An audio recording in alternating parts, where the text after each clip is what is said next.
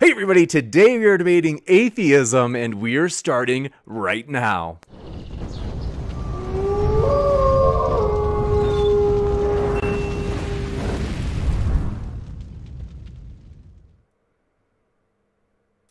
Ladies and gentlemen, thrilled to have you here for another epic debate. This is going to be a lot of fun, folks. This time, it's personal between Steve McRae, the Pope of Agnosticism, and not his son, you guys. That joke's getting old. It's his stepson. So, what we're going to do today, want to let you know, it's going to be a flexible format, and for real, they are debating the definition of atheism. It's going to be a lot of fun, and it's going to start like this. Steve McRae is going to go first with a roughly 10-minute, probably around like 5 or 2 minute statement, and then Snake will get his chance to give his opening statement, which could be as long as 10 minutes. Then we'll go into open dialogue. Want to let you know, though, we are very excited because I have put both of their links in the description for you guys. So if you're listening and you're like, I like that, I want more, you can hear more. Those links are waiting for you. So in addition, we're going to have Q&A at the end, which means if you have a question, fire it into the old live chat, why don't you? I will be looking for if you tag Modern Day Debate. That way I can try to get every question in the list. Super chats are also an option, which you'd basically be able to give a question or a comment during the Q&A, and it'll also push your question or comment to the top of the list for the Q&A. We just ask that you be your regular friendly selves for that. And we are very excited. We are going to get started. Steve McRae, thanks so much for being with us. Taylor, thank you very much for being with us as well, also known as Snake Was Right. Appreciate you guys hanging out here tonight. Hey, well, good to be here again, man. By the way, I have to apologize. I have a little bit of a cough. Hopefully, I'll mute every time I do. It's only because I've been running my AC a little bit and it gets kind of dried out. So I don't have COVID. I'm not going to affect anybody, but I'm going to try to get through this without coughing too much. If I do, I'm going to mute like this.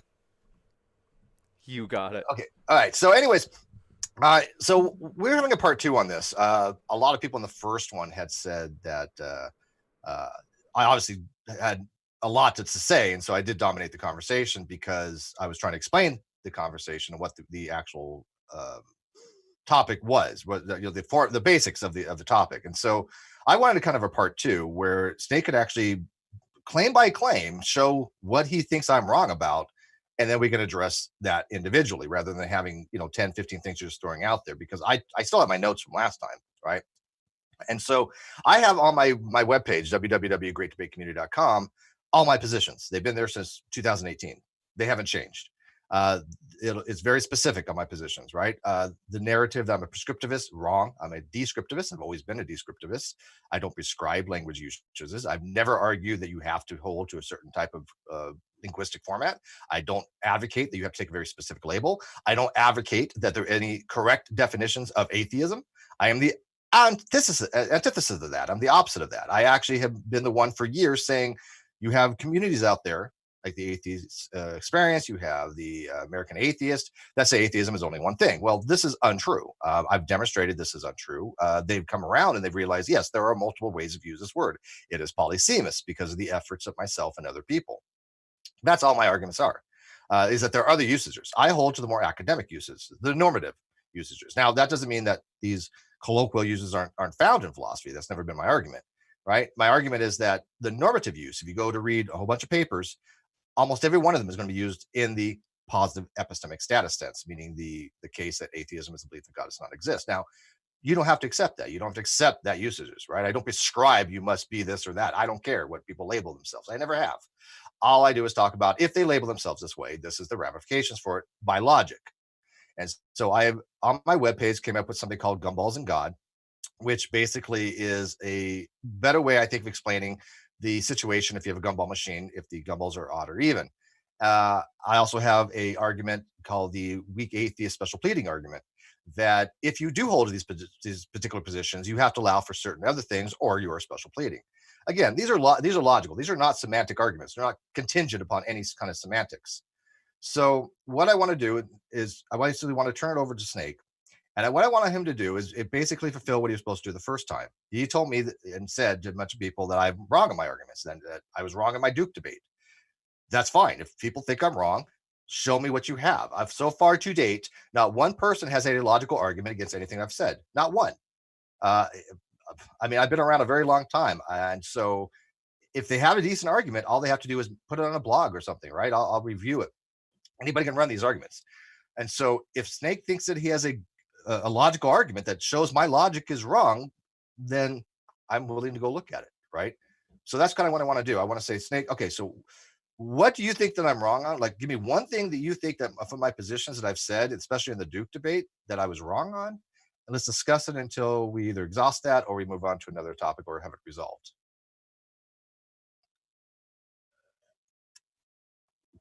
Go ahead. You're muted, by the way. Pulling a James there. There you go. I know James never figures that out. He'll talk for an hour and not realize he's muted. All right. We've heard enough of this. Okay. Well, first thing I want to say is happy Star Wars Day to everyone. If you can't tell, I'm a Star Wars fan. May the 4th be with you. Anyway, first claim, let's make it kind of an easy one. So I want to address what you said about the atheist organizations claiming that atheism is only lack of belief.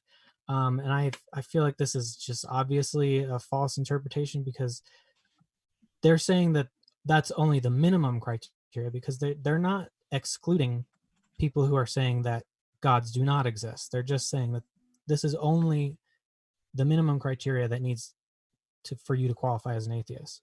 So could we possibly agree on that?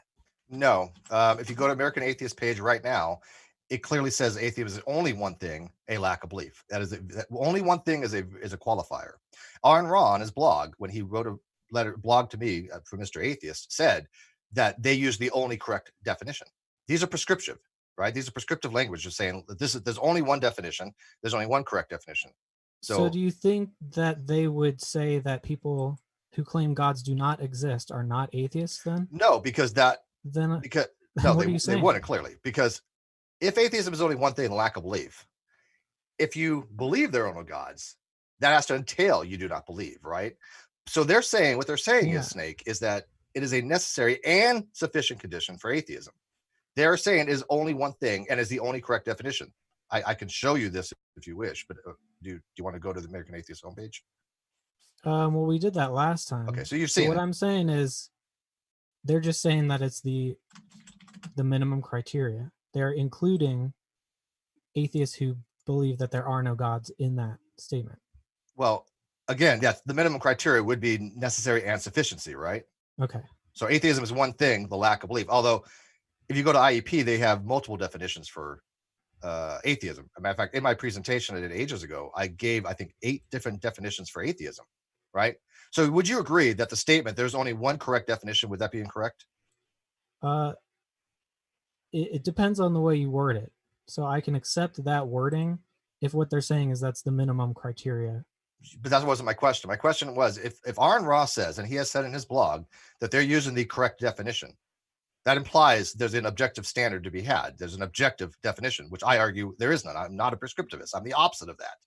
I don't think there's a correct definition. Anybody who says that Steve says, oh, there's only one correct definition, has never watched anything that I've done or read anything that I've ever written.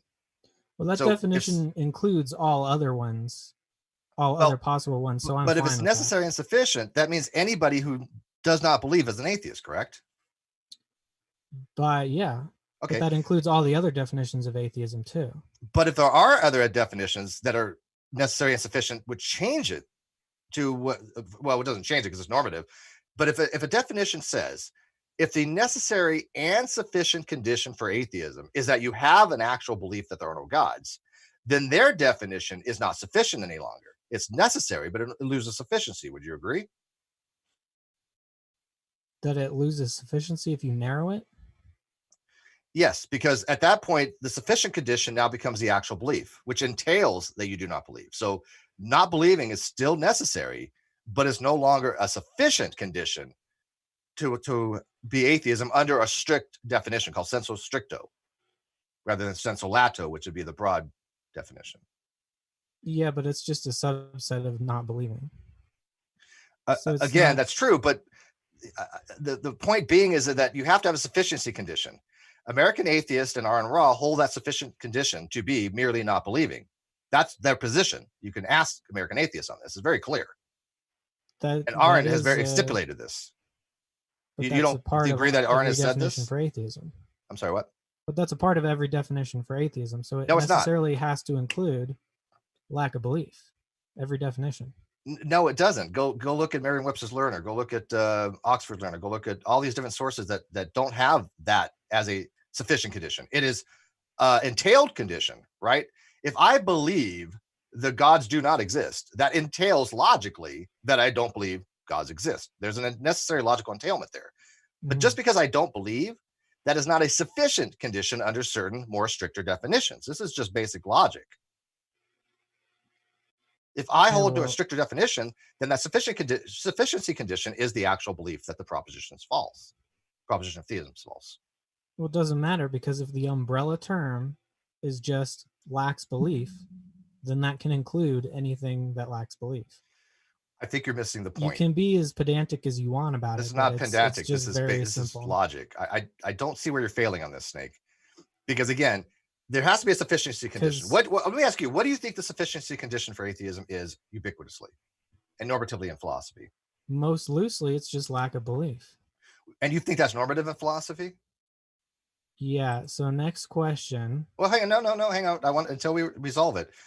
How do you think that's normative in philosophy? If I found you won't find any papers out there that puts that as normative. Now you have people that argue for it. There are many different philosophers out there that's for that I can think of. Bullivant, Martin, Flew, and But they haven't written papers. Well, actually, that's about it. Basically, Martin. Oh, Smith. The four of those have argued they rather have negative atheism, but they don't agree that your usages is normative. Matter of fact, Flew says the common uses of atheism in academia is the strong case. Even Flew admitted that. Because Jackson, his paper has in a strong case. Moser has in a strong case. What paper do you have that has it in the weak case? Well, there's Martin, Flew, Latour, McGrath, Eller, Diller, Harris, Hitchens, Dennett, Dawkins, Hume. No. We're talking philosophers. Okay. They're all philosophers. No, Dawkins is not a philosopher. He's a biologist. Anyone can be a philosopher. Well, he does if he wants to. If he has a philosophical paper, which I don't think that he does. But Flew says very specifically. So are all your sources from academic philosophers? Yes. Dr. Malik has a degree in philosophy. No, but he has a published paper in a philosophical journal. With zero. You don't have to have a PhD and to have it be published. He's published. It is peer reviewed. With zero citations.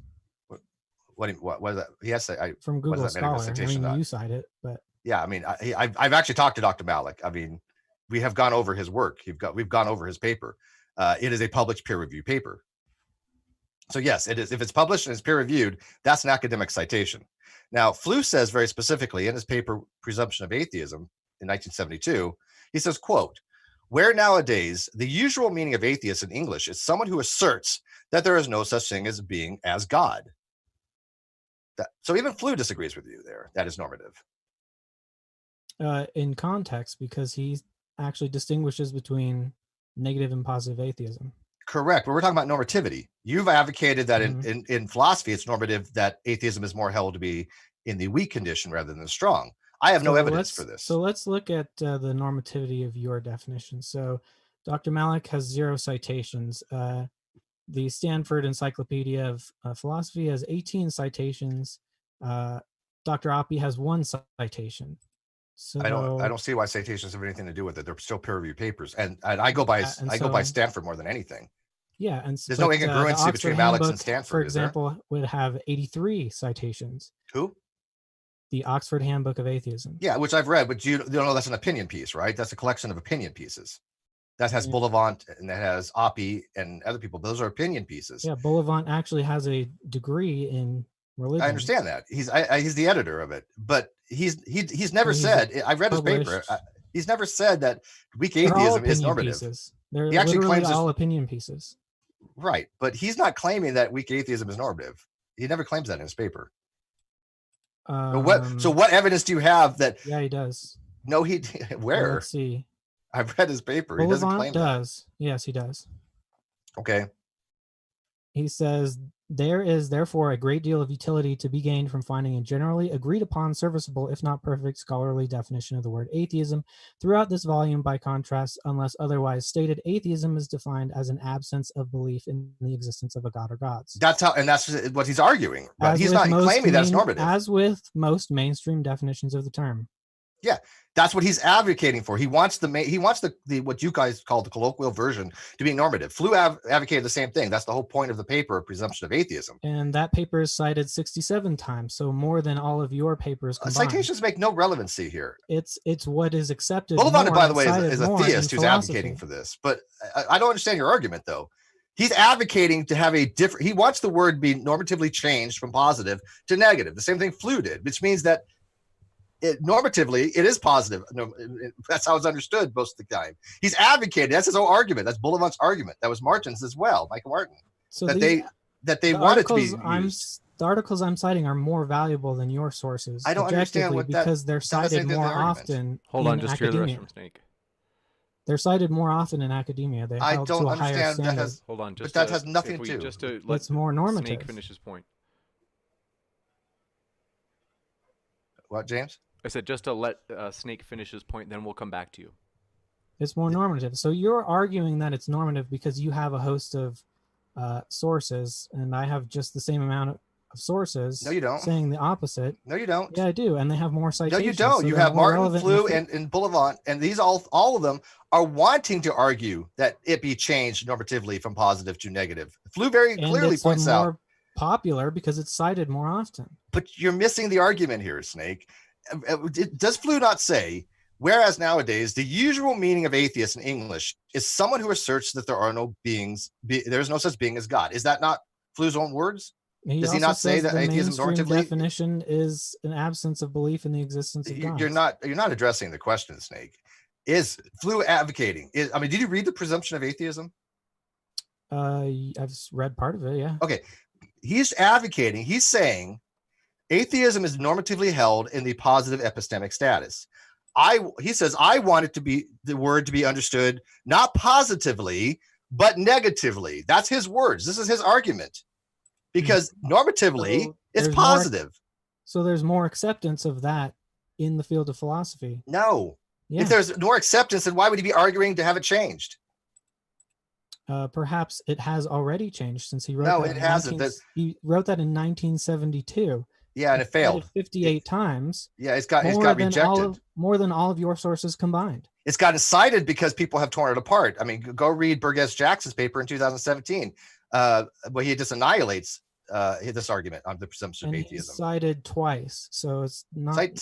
People can cite papers because they're disagreeing with them. Snake citations doesn't mean that you agree with the paper. Hold on, citations have no relevancy. Just to be sure that we get to hear the full sentence from each person. Okay. Yeah, it's not very relevant. It's cited twice. Yeah, again, citations have no value in the paper itself. I mean, that's a person can cite a paper because they're disagreeing with it. I mean, Flew's paper is cited because Burgess Jackson destroyed his paper in 2017 with the defining atheism of the burden of proof. It's a great paper. Go read it. So do you agree when Bullivant says even today there are no clear academic consensus as how exactly the term should Correct. be? I agree with Bullivant on that. It's not consensus. It's normativity. So these are very different concepts. If there's no consensus, how is there a normativity? Because normativity means what is normally used. So how are you going to prove what's normally used? I can show you 10 papers that use it in the positive case, and you can't show me one that uses it in the negative, probably. Bullivant doesn't use it in the negative. He's advocating for it. Flew doesn't use the negative. He's advocating for it. How can you not use it but advocate for it? Because that's the whole point of the argument that they're trying to do. And using it that way.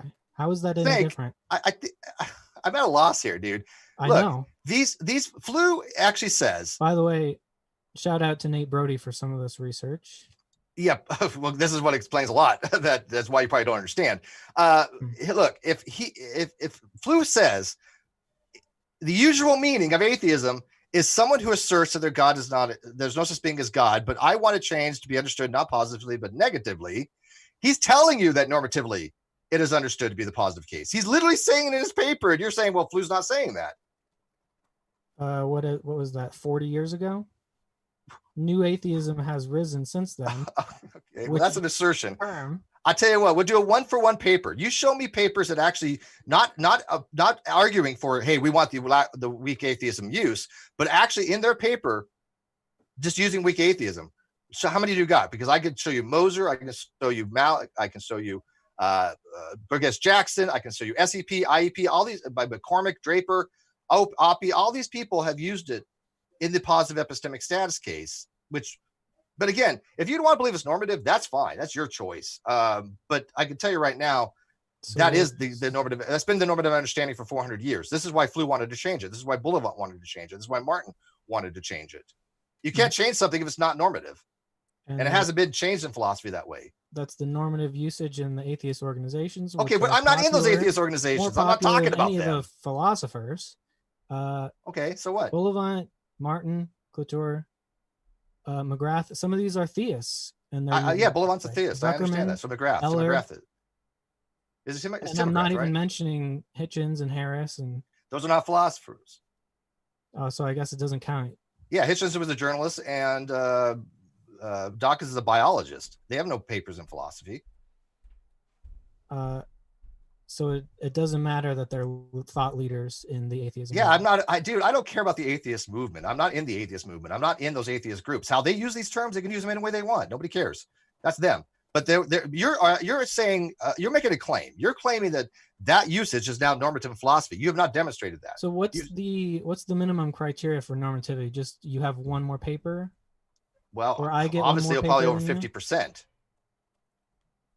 I'm telling you from experience, and I'm telling you, if you ask anybody in philosophy, they're going to tell you that this is the case. I mean, I didn't even know it's that controversial to say this. To me, this seemed pretty basic, that most people understand that, yes, in academia, atheism is generally held as the belief that God does not exist. That's pretty standard. I don't know any philosophy that would say otherwise. There is no clear academic consensus to consensus, but I've never claimed a consensus. Consensus is it says this is what the word is. That's prescriptive behavior, right? We're not talking about prescriptive behavior. We're talking about descriptive behavior. What's the difference between normativity and consensus?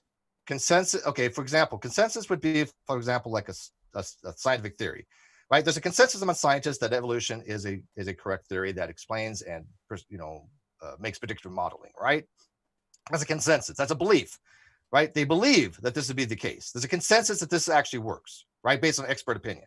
Normative, when we're talking about what is normative, this means if you pick a random paper in philosophy and you read it about atheism, almost always, as a matter of fact, I would say probably always, that paper is talking about atheism in the positive case, unless it's an opinion piece trying to advocate for negative atheism. In the positive case, meaning that they're recognizing that atheism is also negative. Yeah, I know. I understand that there is positive and negative atheism. That's the point. What do you think positive atheism is? There is negative atheism. What is positive atheism? Positive atheism is the belief in the proposition that gods do not exist. And negative atheism, which is atheism, is the lack of belief in the proposition God exists. Okay, and the question on the table is... they're all citing positive and negative atheism, which means lack of belief is still atheism. Well, that's not an argument. I'm not arguing otherwise. I've never said lack of belief atheism is not atheism. I've argued what's normative. I've argued that what they're saying is that is the only condition for atheism. There are no other definitions. I've been told by atheist activists that any definition that says the belief that God exists doesn't exist is wrong. I've been told that's a conspiracy. I've been told that those definitions must be wrong. I get atheists tell me that every day. I'm saying it's normative in academia to understand that atheism includes the negative sense. That's not the point. It exists. It exists, but it's not the common, right? That's the argument. What is most commonly used? All the people you're citing are using it. What? They're using they're distinguishing between negative and positive atheism. Yeah, we already established that exists that way, dude. So but what's the most common between positive and negative atheism? What is the most commonly held belief? In academia? No. What is the most common? What is the most common usage to be best understood in philosophy? Oxford says it's positive and negative atheism. No. It's only one of them. Only one of them could be the case. How? Oxford, they go together. No, They're do both not. Atheism. No, they do not. They're both atheism. Okay, but they're different. They're different qualifiers. Negative atheism Right. holds sufficient condition for merely not having a belief. Positive atheism does not have that as a sufficient condition. Positive atheism holds the belief as the sufficiency. Do you understand the concept of necessary and sufficient? Mm-hmm. Okay, But then what's the okay in how are positive? they both? How is one normative? It's just a definition. In positive atheism, right? What is the sufficient condition for atheism? To a belief that there are no gods. Okay, so that is the sufficient condition, right? Which includes the necessary condition of not believing. There you go. That's the difference. I understand that there's a difference, but both usages are normative. No, Because no, you're not going to say positive. How is positive atheism, unless you're saying the term atheism itself can only mean which positive one? atheism. Which okay? If I had 100, okay, let's try it this way. If I had a random sampling of 100 papers on this topic, what percentage do you think is going to have atheism as the weak case as opposed to the strong case? It seems about 50-50. Really? You have 4 papers that you can cite right now. I have about a dozen. I don't think that's equal. And by the way, those 4 are again opinion pieces, one of which specifically says that atheism is positive. They're all opinion pieces. No, there's persuasion pieces, and then there's actual more. Not all papers are persuasion or opinion pieces. But anyways, I think we've exhausted this. I think I've made my case that look, if you want to say that you think that it's more likely in philosophy that there's a weak condition, I think you have a hell of a burden on that. I challenge anybody to go out and look. Go read, go to Google Scholar, go look at atheism. You'll find that almost overwhelmingly, like almost every case, atheism is held to be positively. I mean, and even Oxford says that's the most accepted use. Hang on. Negative atheism exists. Hang on. Oxford says that's the most recognized use for uses, and Cambridge says that's standard. Why does Cambridge say that's standard use if it's not normative? Because they disagree. Okay. Well, you know what? All the sources seem to disagree with you on this. Say there's no consensus. I didn't argue there's a consensus. Why are we back on consensus? And out of the 5 different definitions they cite, 4 out of 5 are negative atheism. Again, people cite things because they disagree with them, just like they disagree with flu. Like I said, I challenge anybody. Go look at the papers. You'll find even Moser, PK Moser says in his paper, simple atheism is God does not exist. That's as basic as he can get it. That's his paper. So I don't know what papers you're looking at, because again, all I've ever seen is Bullivant from the Oxford Handbook of Atheism, which advocates for that. Michael Martin has advocated for it, and Flew actually says it is normative. Well, what he says is atheism is in the positive case, which you don't seem to agree with, but okay. But if he's distinguishing the positive case, that means he's saying the negative case is also atheism. Nobody's arguing otherwise. You keep saying that like it's some kind of defeater. You still haven't shown me what I'm wrong on. Because if he's saying that positive is normative, then the negative is also normative. No, they go hand in hand. No, you're losing the sufficiency condition. No, that positive has nothing atheism. To do with it. Yes, it does, man. Positive atheism holds the sufficient condition for atheism to be the belief that God does not exist. Mm-hmm.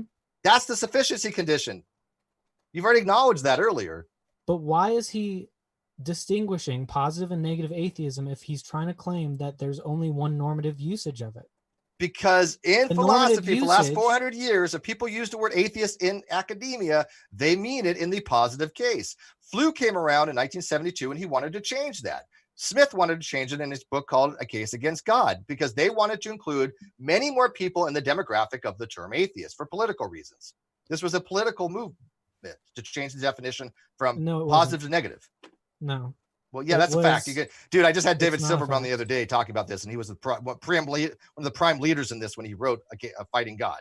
I'm sure there's a political usage to it, but that's not the reason why. That was the reason. I'm telling you, that's the historical reason behind this. You can contact American Atheists and ask them.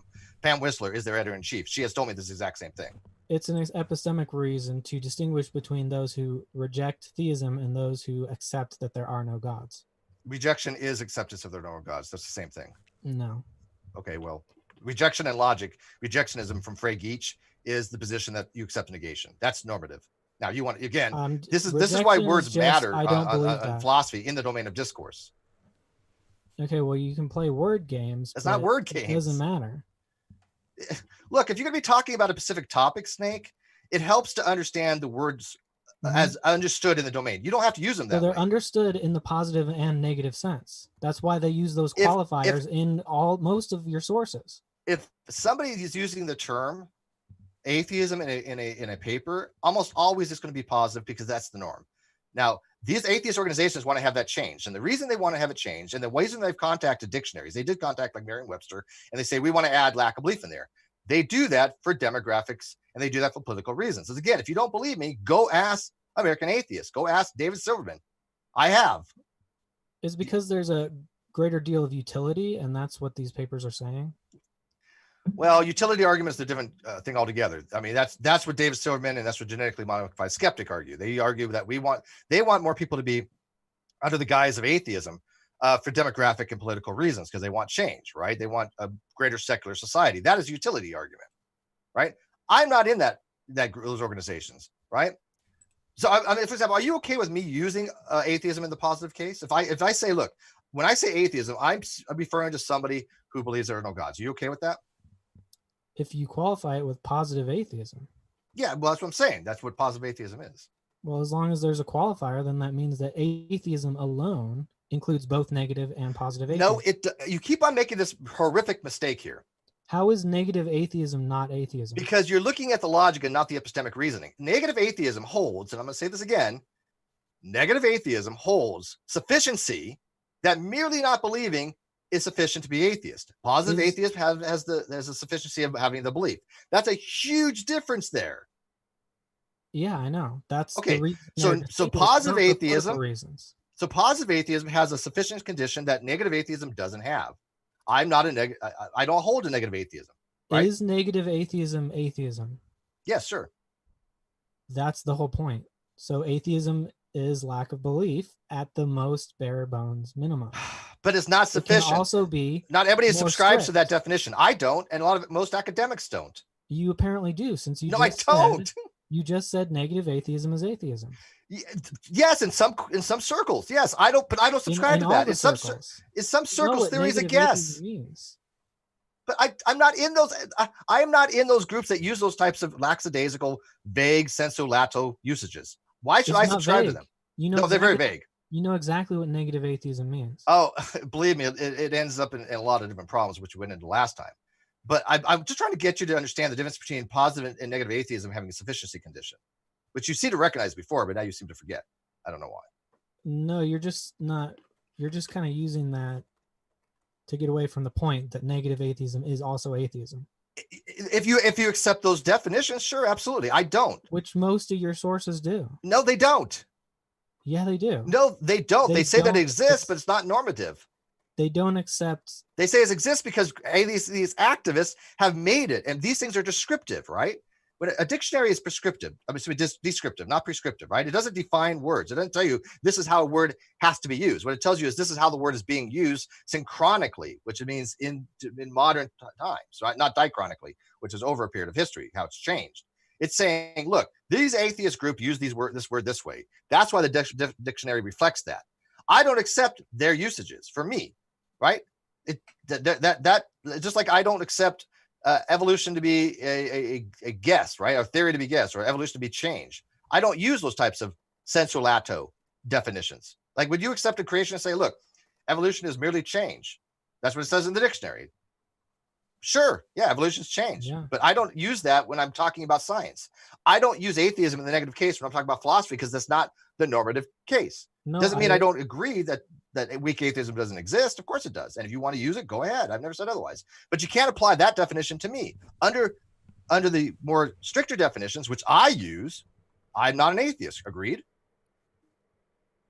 Well, you are an atheist. No, I'm not. Don't be dishonest. Yeah, we'll get to that. Okay, well, I first of all, don't label other people. That is intellectually dishonest. I'm not an atheist. Anybody who says I am being intellectually honest. But you say, look, according to weak definition, Steve's an atheist. Sure. Okay, great. Yeah, whatever. If you say that a not theist is a rock, then I'm a rock. Okay. Whatever you wanted to play semantic games, that's fine. But my position is not atheism. So that's not my position. When a creationist says that evolution is merely change, they're correct. That's why I always stipulate biological evolution. That's why you add qualifiers on, because they're all normative definitions. And in this case, the normative definitions that I'm using is the positive case. There you go. Why are you qualifying the positive case? Because that's the definitions that I use and most philosophers use. Why wouldn't you just say the positive case instead of? You can use positive, explicit, atheism. Strong, whatever. That's normative. When you see the word atheism, Right, because that's what it refers to. It's normative to qualify it because negative atheism is part of that normative set of qualifiers. It's not epistemically. All of those qualifiers are normative. So when you look at Wikipedia, why are they? Is it not normative? Are the writers on Wikipedia not using normativity? I don't know what the hell you're talking about, to be honest with you. Okay, Wikipedia uses the definition of weak atheism to say even babies are atheists because they and I've argued against that, right? I mean, I'm adamantly against. Even Dawkins says babies are not atheists. So if right, I mean, Dawkins himself says it is a bad argument to say babies are atheists, right? So how is this making it onto Wikipedia if it's well, not normative? Well, hang on, answer my question first. What was it? Dawkins has even said calling babies atheist is ridiculous. He thinks it's type of indoctrination. Is that a question? Agree with him? Yeah. Do you agree with him? Do I agree with him? Yeah.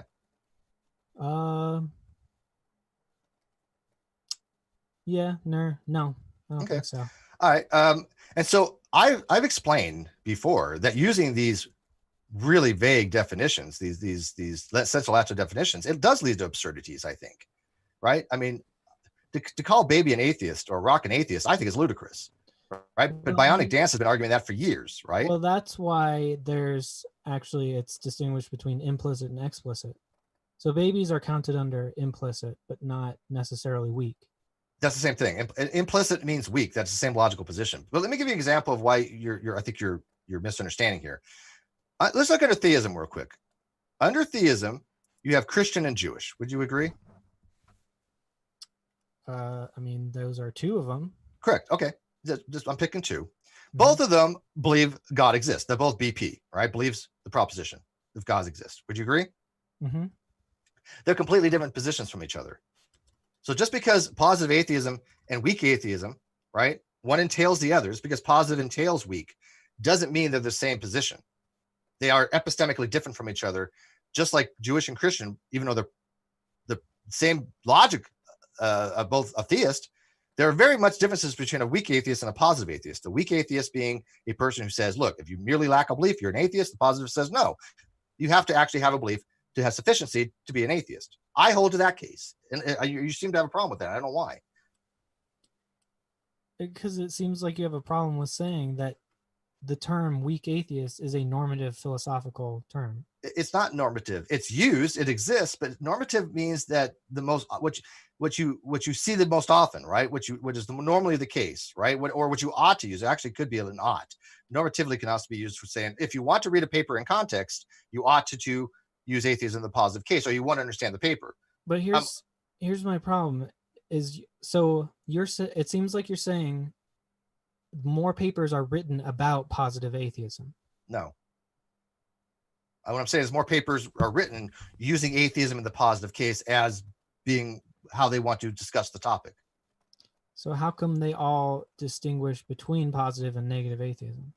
Once again, because people like Flew in 1972 wanted to make the argument to change it from positive to negative. That was his whole paper called The Presumption of Atheism.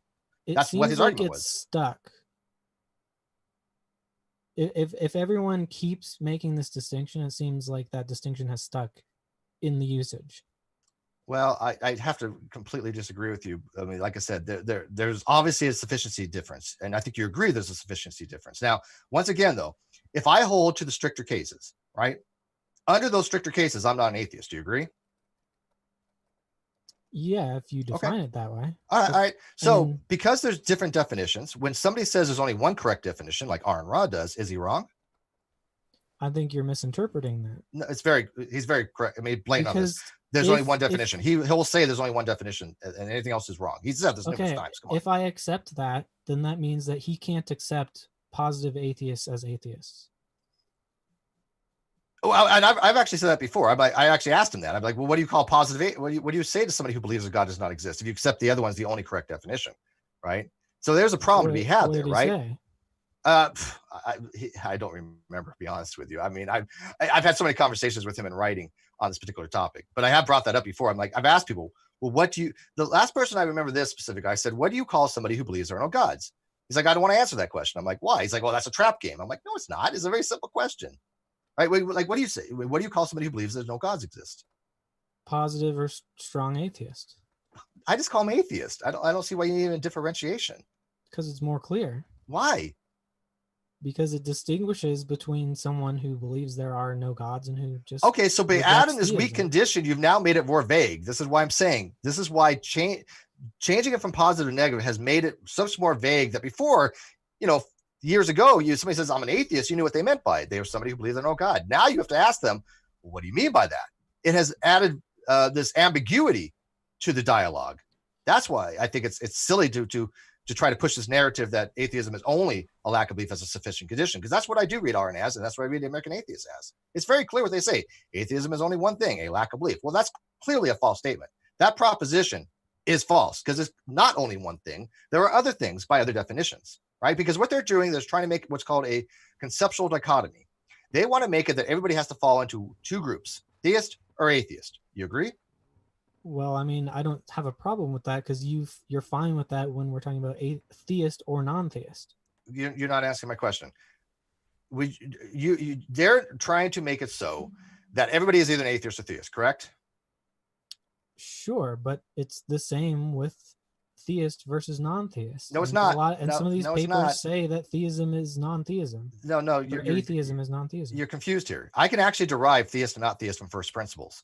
I can start with the law of non-contradiction, then I can get to a negation rule, and then I can get to atheist or not theist. That's law of excluded middle. For any instantiation of A or not A, you have apple or not apple, theist or not apple, theist or not theist, right? So any instantiation, you have a negation of that.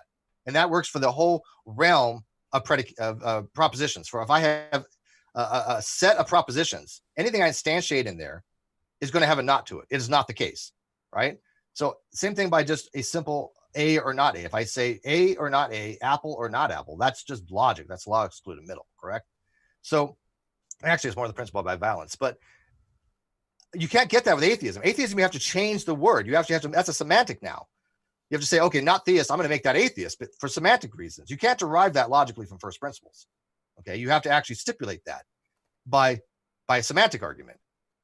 So, but you do agree, though, that they are trying to make everybody theist and atheist? Basically just substituting non-theism for atheism. Sure, but I could do that with dog. Theist or not, dog. Not theist, you're a dog. That's a semantic argument. True. Dog doesn't address theism. It makes no difference. These are words. Words are signifiers. If I have a dichotomy, theist or dog, not theist, therefore dog. Is that not a disjunctive syllogism where you're eliminating one of the disjuncts? Well, if dog means non-theism, then it doesn't change anything. Well, yeah, but you're just stipulating that, right? So, but then in that case, dog means non-theist, sure. But I'm a dog, right? Sure. That's all you're doing. All you're doing is changing not theist to be atheist and say, look, boom, you're atheist. But I don't hold at atheism that word means the same thing as non-theist. I hold that in the positive case. So you can't, there's an intentionality difference there. Because if I say Steve is non-theist, that statement proposition is true. But if I put in the word Steve is atheist as a co-referential term, that statement is no longer transparent. It is opaque. There's an intentionality problem there because that statement has now gone from true to false. In Clatour's the definition of atheism, he also cites Ernst Nagel. So that's two more papers. Oh no, Nagel. Hang on, Nagel. On. If you read Nagel, Nagel actually has it in the positive case. Go read Nagel's papers. He actually does say it's positive. Well, he says, I shall understand atheism as a critique and a denial of the major claims of all varieties of theism. Yeah, and what is denial? Well, I guess it depends on context. Denial in logic. Again, these are philosophers. These are logicians, a lot of them. Denial of P means that you hold P to be false. To deny P means false. That's what deny means. So then when you're reading these things and you read these papers, if you don't know the vernacular they're using, this is why you don't understand them. You said that about reject. Same thing. Reject, deny, disbelief. These are all epistemic statuses of So not what accepting do you negation and say affirming, when not accepting the proposition and affirming negation. What's the word to use when I say don't accept? Non-acceptant. You don't accept. You just say you don't accept. Okay, well, Or they unbelief. they all mean the Unbelief. same thing. Unbelief. You go look up disbelief versus unbelief. It tells you this. I mean, numerous sources. Denying a belief is not holding a belief. Unbelief is Rejecting saying a that I belief. don't accept. Disbelief means that I accept negation. This is how these words are used in logic. You just contradicted yourself. How? You said that disbelief means you accept the negation, but then Correct. you said merely not accepting the positive is disbelief. No, it's unbelief. Okay. And if you go to www.greatdebatecommunity.com and look under my blog under disbelief, I have all the citations for this. If you wish, I can pull it up. But basically, and by the way, okay, so let me ask you this: what do you think disbelief means? I'm curious. Not holding a belief. I don't believe you. You don't believe me. Okay, so you think that disbelief means lack of belief, correct? Yeah. Okay, so can I ask you why American Atheist says that atheism is not a disbelief then? I don't know. It's all semantics. Well, hang on. No. They say American Atheist says if you go to their about page, what is atheism? They say atheism is not a disbelief or denial. Why is that? Which means they're saying there's not a lack of belief, according to you. Yeah, that's why this issue is complicated. That's why it's has better utility to start with a broader definition and then clarify. That's not answering my question here. It says under what is atheism? It says very clear. To be clear, this is what it says. To be clear, atheism is not a disbelief in gods or a denial of gods. It is a lack of belief in gods. Now you're saying that they're using this word wrong, I guess. You're saying that no, disbelief is a lack of belief. So let's instantiate that. Let's substitute. If lack of belief and denial and disbelief are all synonymous and co-referential, then this would read as atheism is not the lack of belief in gods or a lack of belief in gods. Yeah, because disbelief means inability or refusal to accept something as true or real, or lack. Forget reading from a dictionary here. Try to understand the logic here, man. You're saying that disbelief is a lack of belief. That's what it's used as in these papers. Apparently. That's not how it's used in these papers. Clitor is wrong. Who? Clitor. No, when you see the word disbelief in a paper, look.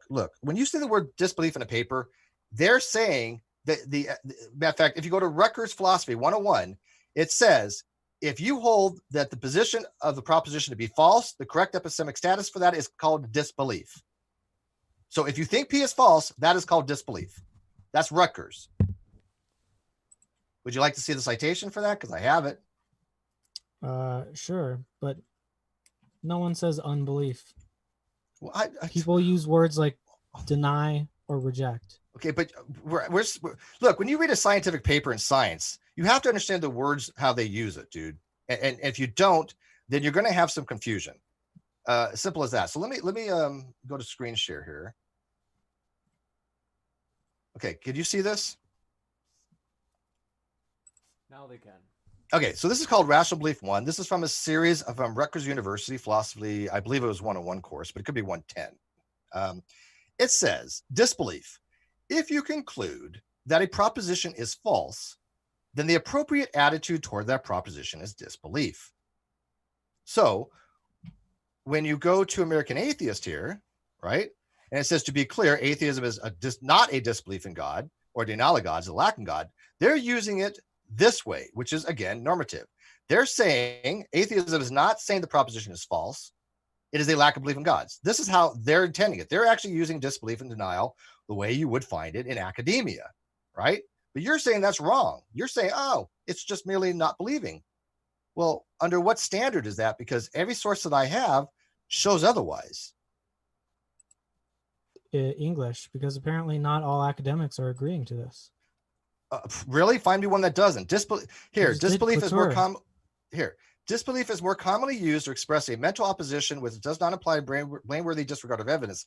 Unbelief may be simply failure to believe from a lack of evidence or knowledge. Unbelief is I don't believe. Disbelief, positive unbelief, mental rejection of a statement or assertion that the credence is demanded. That is basically saying, I believe it'd be the case. Here we go. Disbelief is a case of belief. To believe a sentence is false is to believe negation of a sentence is true. Burgex Jackson, 2017, Rethinking the Presumption of Atheism.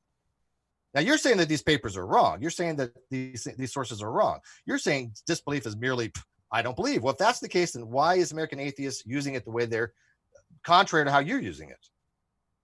And again, Semantics. I'm not advocating any specific You can behavior. pick a word as long as you define it. The problem you're running into, Snake, is that if you don't know how these words are typically used in a field, you're not going to understand the concepts, period. This works for science or any other field. Would you agree? Well, apparently it's used two different ways, because I just read you a quote of Clatour interpreting, what did he say? Reject or denial. As reject or denial means to accept negation in logic. If I say reject P, that means that I'm accepting not P. Both words. But that's Rejection what these, or denial. Denial is the same thing. There's a little bit difference in speech act theory, but for logically, reject, denial, and disbelief all mean the same thing. You're accepting negation. That's how they're understood in logic. Logic, right? I mean, you do accept logic, correct? That's a different field from philosophy. Well, no, logic is a part of philosophy. And so it's not, they're not going to be using the same jargon all the time. Well, I'm not understanding your argument here. G. Moore, like for example, in G. Moore's AEL2, which is the auto-epistemic logic that he uses, logic has three epistemic positions: acceptance, which means you believe P is true; rejection, which means you believe P is false; and lack of decision, which is suspension of judgment. Okay. Now, this is normative. This is also what Records says. Now, you're saying that none of these things are normative. I don't see what you're citing for this. You can reject an argument from theism. Okay, That's the you're using the but you're using a colloquial approach. term, right? You're saying reject is this mere non-acceptance, right? Sure, but I can Like use if it I don't both hire ways. you, I reject you. I haven't hired you, right? You're saying this just mere non-acceptance, right? Yeah. Okay.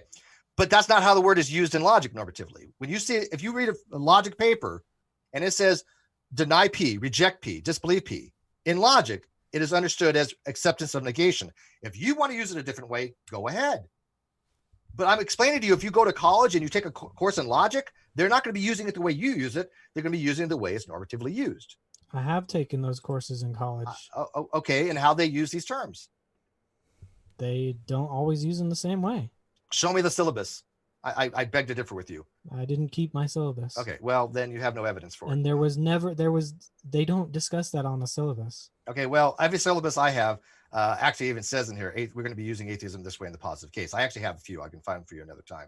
But syllabi, I mean, syllabi that I have are mostly just schedules. They don't really cover any like I course said, material. I've shown that the way disbelief is and I've cited sources.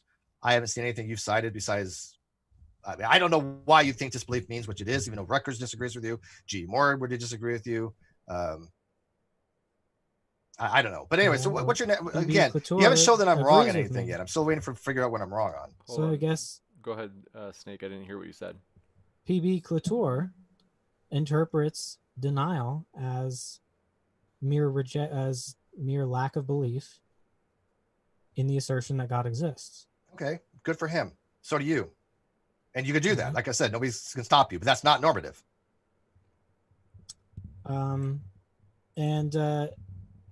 Let's see.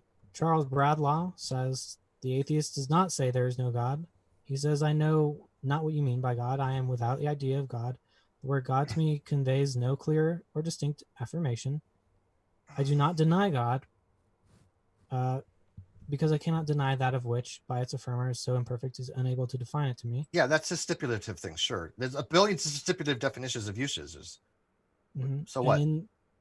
Oppie says atheism is the belief that God doesn't exist. If we're going to compare, point by point, I mean, Oppie is a philosopher in the field. He says atheism is the belief that God does not exist. You think that's wrong? Only if he doesn't stipulate that it's the positive sense. I think he's being unclear. I think he's being very clear Since because there are these millions are of normative people usages. who use the word atheist as an umbrella term. I get that. Well, anyways, I mean, whether you accept as normative or not at this point, whatever. Let's move on to something else. People can go look. The evidence is out there. But what have you shown? Give me another thing you think I'm wrong on, because you haven't shown that I'm wrong on that. You just literally haven't. So if that's being cited 57 times to show that it's wrong, how come they're not citations? How come they're not citing? One second. How come they're not citing Oppie to show that it's right? How come they're only citing him twice? Irrelevant. You can cite people and actually, hey, look, I'm citing this paper to show that it's wrong. Yeah, but if I don't care about citations. If Oppie is an authority in the field, then he should be cited alongside. I mean, a lot of these other ones that they're critiquing. Yeah, I mean, the last thing he did was called Atheism, Agnosticism. It was only 2017. It was a PDF. Okay, but I mean, who cares about citations? Absolutely irrelevant. It doesn't change anything about the academic standing. It changes the relevancy of it, No, it doesn't. In the field. If 57 more philosophers are talking about this subject than yours, how do you know why they're citing them? How do you know that they're citing them not to refute them? I can assume that they're all trying to refute him, but how come they aren't? How come we don't see similar numbers for your sources, which are apparently more authoritative, which should be cited the same amount of times? Because people aren't arguing against them as much. The reason these other papers like Flew was cited because Flew was rejected most of. No, but you need to cite them both. If you're you don't.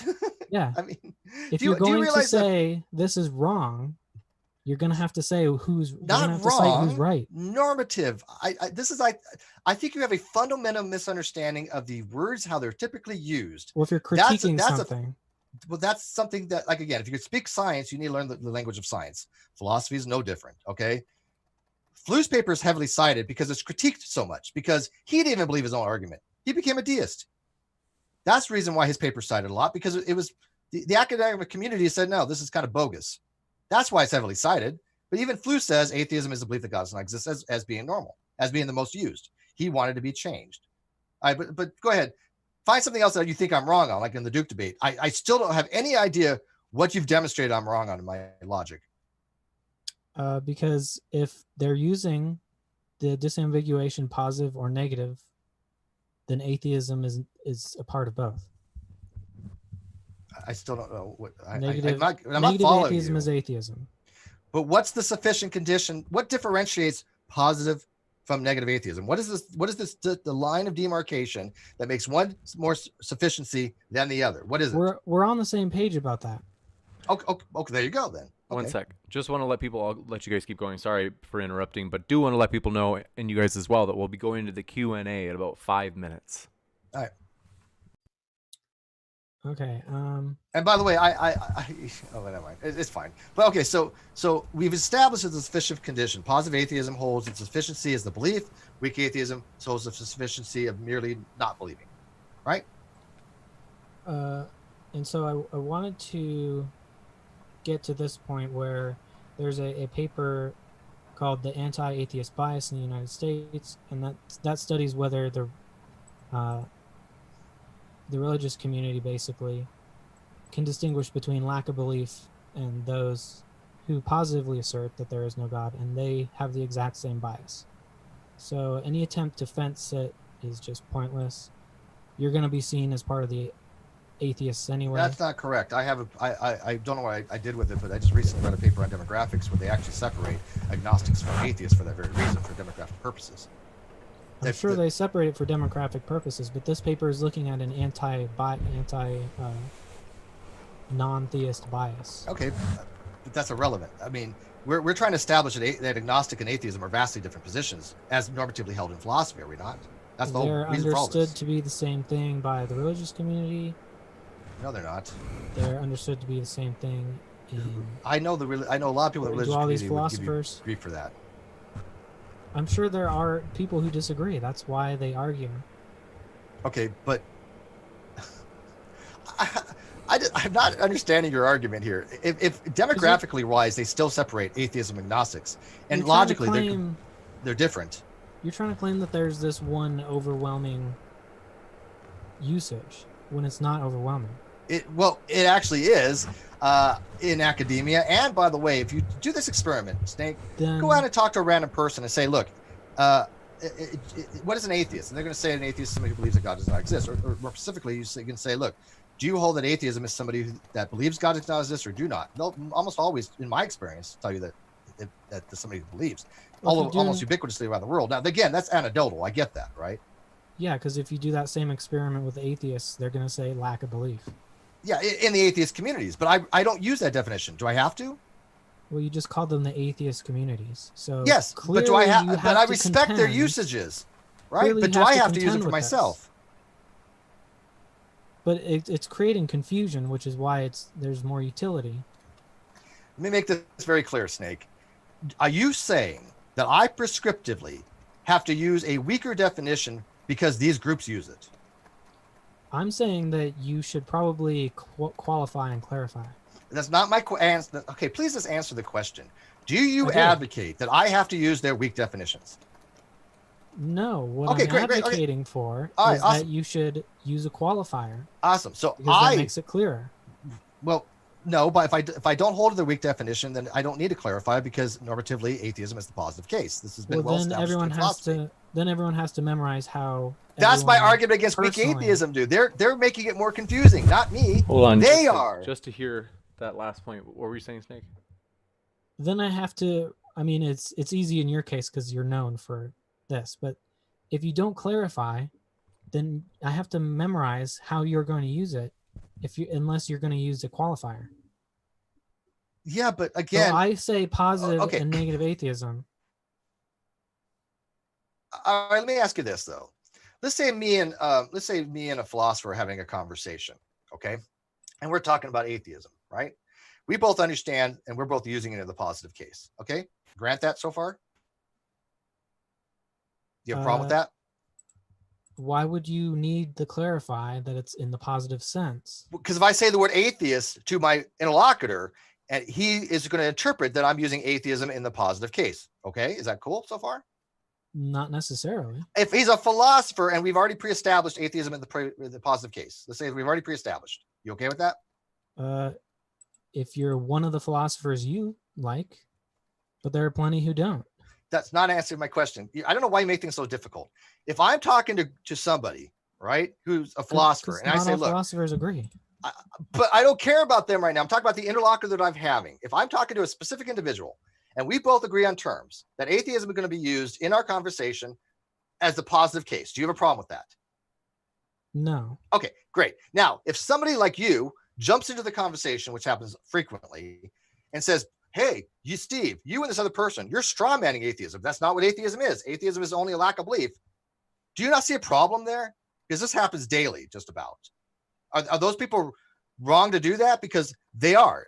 Are they not? Because we're not talking about it the way they're using the term. We're having a more academic level discussion.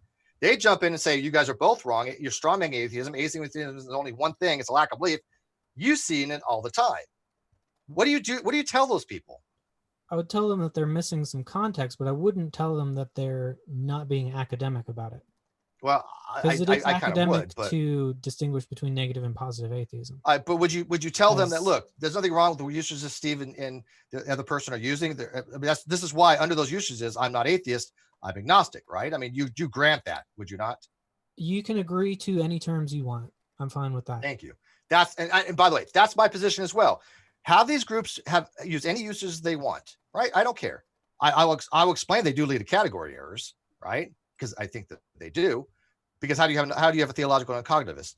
What does that go into? It can't be theist, it can't be atheist. But it literally nullifies their position, right? Because they're neither. They don't think either group has any cogent meaning to it, right? So if it has no cognitive or cogent meaning, they can't be either one. It ruins their position because the theological and cognitivist says, hey, both these groups, nonsensical. I'm neither of them. But you're saying, oh no, it must be one. That's a category error. But you can use these usages all you want. All I've asked is let me use the more academic usages, the more normative academic usages, and be on my merry way. I mean, according to those usages, I am not an atheist, and I don't know why people insist that those usages don't even exist. I've had people tell me those usages are wrong. Like, Well, actually tell me they're wrong. I'm saying that it's more academic to use the qualifiers. Whatever. Let's say that you use a And- qualifier. Again, am I wrong to use atheism in a positive case? Not necessarily, as long as you say that it's positive atheism. Or Whatever. clarify it I in don't think some you way. need a qualifier, you know. But you agree though, if I'm talking to somebody and we have already established positive case, there's no problem with that. And for the atheist to come in and say, look, you've got to be theist or atheist, and we're like, we're not using it in that schema. Do you have a problem with that? No.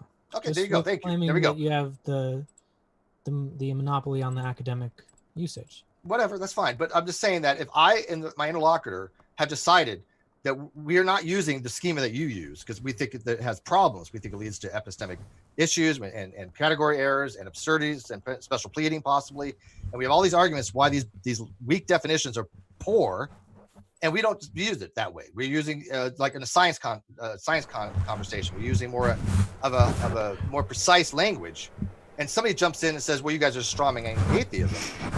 That's nonsense. Would you agree? I'm going to just quick jump in and let you know if one of you would like to defer to the other and letting them have the last word. That would be excellent. Otherwise, in about a minute. Let's let me answer that question, then he can have the last word and we have Q&A. Do I have a problem with if you agree to terms? No. Okay, thank you. The problems arise when you claim that you have the academic monopoly. Well, that's not my claim. But okay, go ahead. Okay. All right, have We your are last word. going to jump into these questions. Thanks so much, Well, everybody. he has last word. Let him have his last word. Gotcha. Okay. Well, I would just like to say that I don't think there is a category error when you use the weak sense, because the when you look at it epistemically, it's not the question about whether God exists or not is not symmetrical. So that's why I say that the even or odd gumball analogy is a terrible analogy because that is a symmetrical problem. Whether you believe there is an odd or an even number of gumballs, it's the same epistemic choice on both sides. But when you're dealing with the existence of something, merely lacking evidence of it or lacking a good argument for it is good enough reason to reject that argument or to reject that proposition. Because Short and pithy. the best analogy for that is the teapot orbiting around the sun. I don't have to tell you that I believe that there's no teapot orbiting around the sun. If you can't tell me there is none, then everyone who doesn't believe that's in the same category. Gotcha. We are going to go into Q&A. I appreciate you giving the last word to Snake, Steve, and we will be jumping right into these questions, folks. Thanks so much for being here. Want to remind you, if you were listening and you're like, more, you can hear more. Just go down to the description where I have put these gentlemen's links. So with that, thanks so much for your super chat from Steven Nasty Guy Steen, as he likes to be called. That troll? Says, that's right. Our benevolent troll says, Steve is James's father-in-law. Yes, I'm related to more people than I realize, I guess. I think that, would that mean that Tom and I think that means Tom and I are married. Yes. By the way, Not creepy folks, at all. Want to let you know, folks, Tom Jump, Steve McRae, it's happening this month, and it's going to be extra spicy because under certain conditions, you have to make those things happen. Don't first. worry. All right, I trust you, buddy. It's going to be. I'm happy to have a tea jump anytime, man. I mean, yeah, I'm okay with that. It's going to be special, folks. It's happening this month. It's going to be different from what you might expect. You might expect the one-on-one, but it might not quite be that. So, Thanks, Steven Steen. Nasty guy, Steve. The sinister. Nasty Steven Steen. The sinister porpoise. Thanks for your super chat. Said, let's see. Can Steve do the and or truth tables? You know what's funny is I actually was just doing the truth tables last night. There's a thing called For All of X that starts doing truth tables. I don't really have them memorized. I mean, I was doing like material condition last night, which was basically you have P implies Q is always true unless the consequent is false, right? So and is always only true if you both have the antecedent of the consequent true or false. I mean, I could probably figure them out. I don't have them memorized because why? But I used to work with Boolean logic. I used to work with electronic gates. But I think that if you people want to go find your Boolean logic, go get this thing called for all of X, because if you go to the natural logic checker, it basically tells you how to use that natural logic checker, but it gives you the truth tables for or and exclusive or. But yeah, I don't really have it memorized off the top of my head. I don't really need to, but I mean, I could if I really had to, I guess. So, yeah, whatever. Gotcha. And I know most of them. I mean, but thank you, Steve. In his spare time, before he goes to bed, for fun, he does logic tables. So very exciting life over there. Yeah, well, mainly the or and exclusive or, the difference there, right? You know, it's because exclusive or is or would mean it's still true if both of them are true. One of them is true, the other one's false. But if they're both false, then it's not the case. That's like exclusive or versus inclusive. But yeah, who memorizes these things? You just kind of intuitively know them when you're doing logic, I guess, anymore. Okay, now you've taken it too far. Thanks to your super chat from Steven Steen. It says Dawkins is to philosophy as Hovind is to science. Oh, agreed. Jeez. Bildo Baggins, thanks for your super chat, says, Steve, if your opinion was correct, it would be easier to convince people. Then they say, but you have been on this lost ship for years and a small crew to back you. How many hundreds of atheists have sent me messages thanking me for having them understand this properly now? Hundreds, so it's been a lot of people.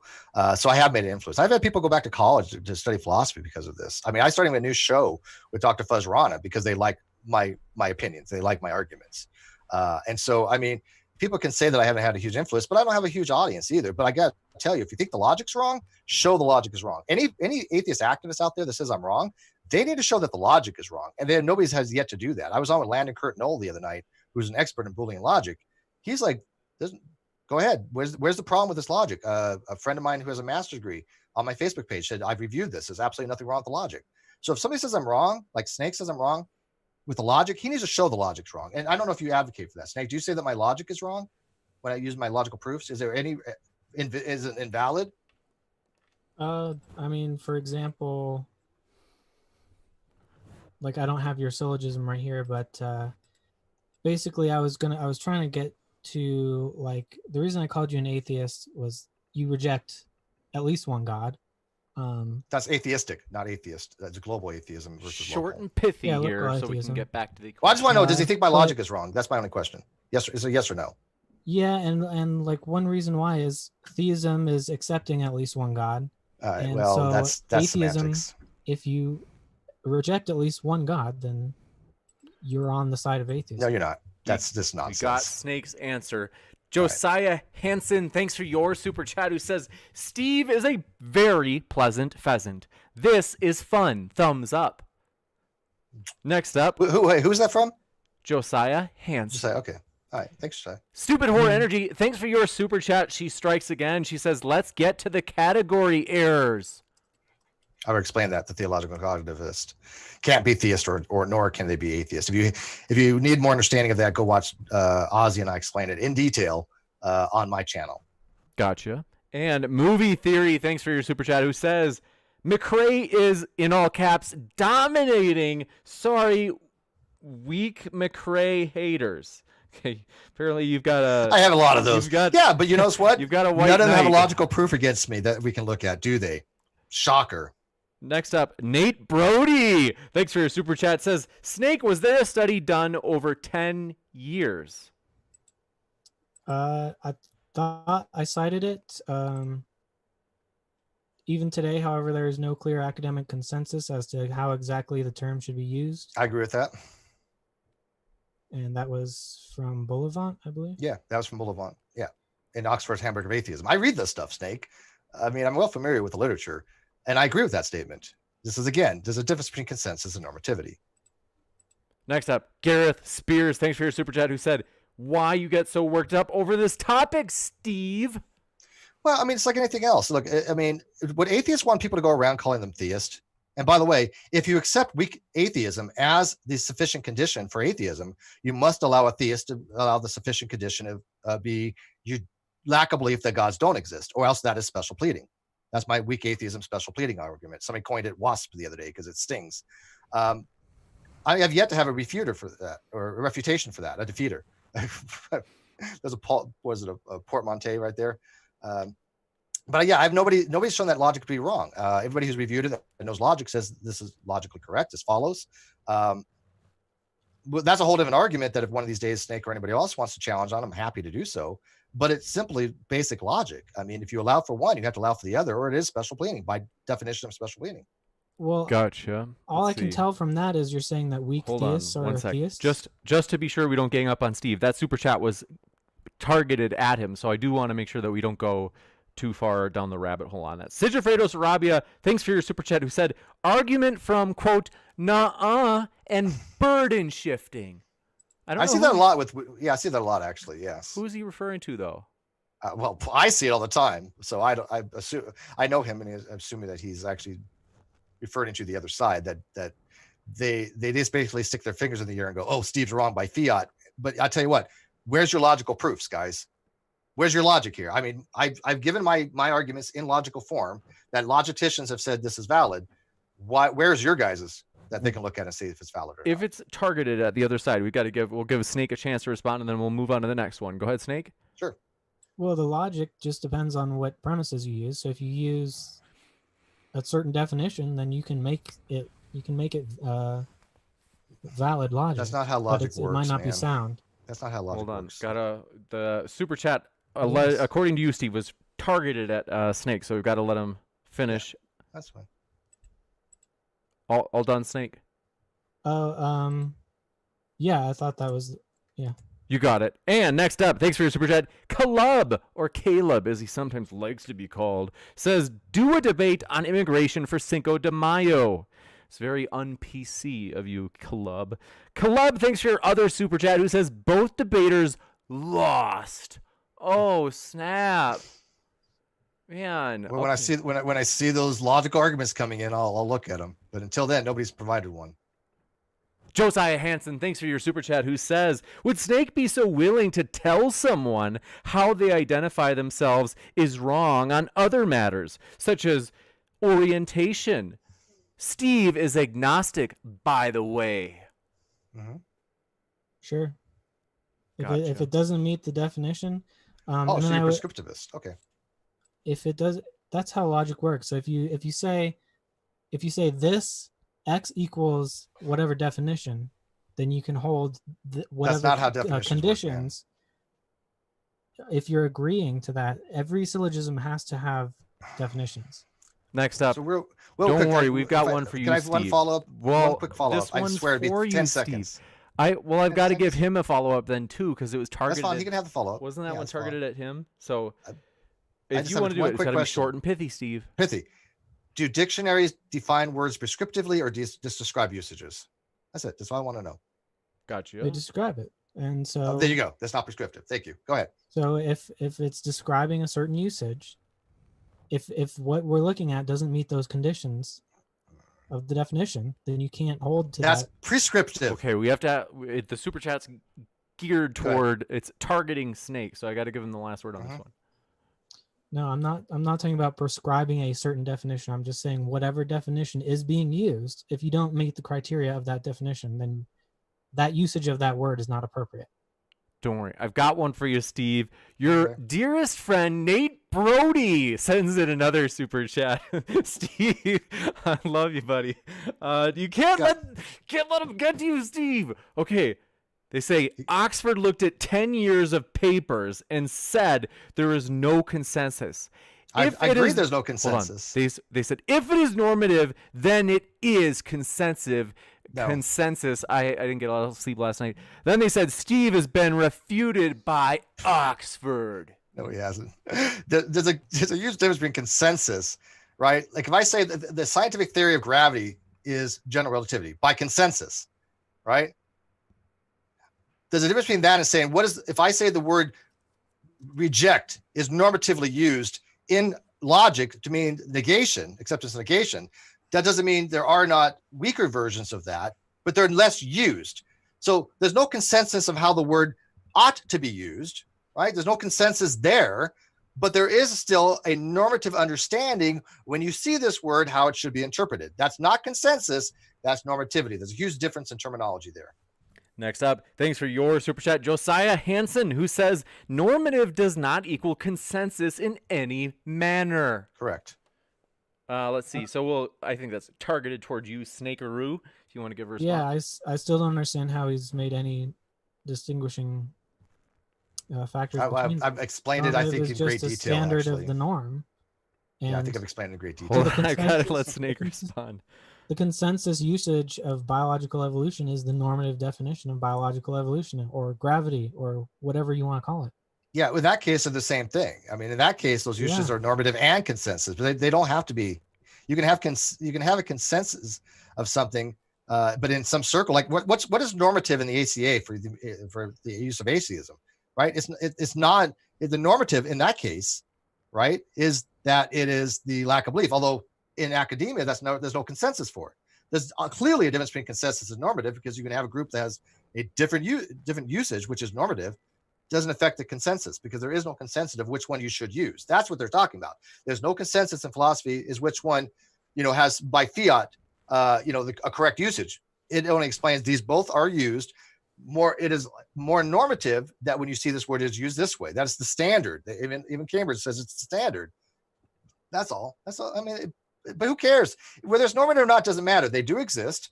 I hold by one, you hold by the other. As long as I don't call you, if you don't.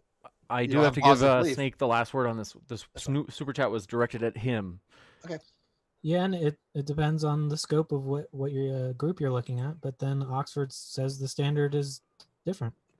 Movie Theory, thanks for your super chat. Don't worry, Movie Theory is white knighting for you, Steve. They say all the McRae haters butthurt because they know he won. So you've got a fan out there, Steve. Next up, Angry Roach, thanks for your super chat, said, what does Steve mean when he says, quote, normative definition? I've literally been over that how many times? But here's Oxford right here, so I can just share it with you. Now, this actually shows up here. And yes, I've read my own sources. Okay, I read my stuff.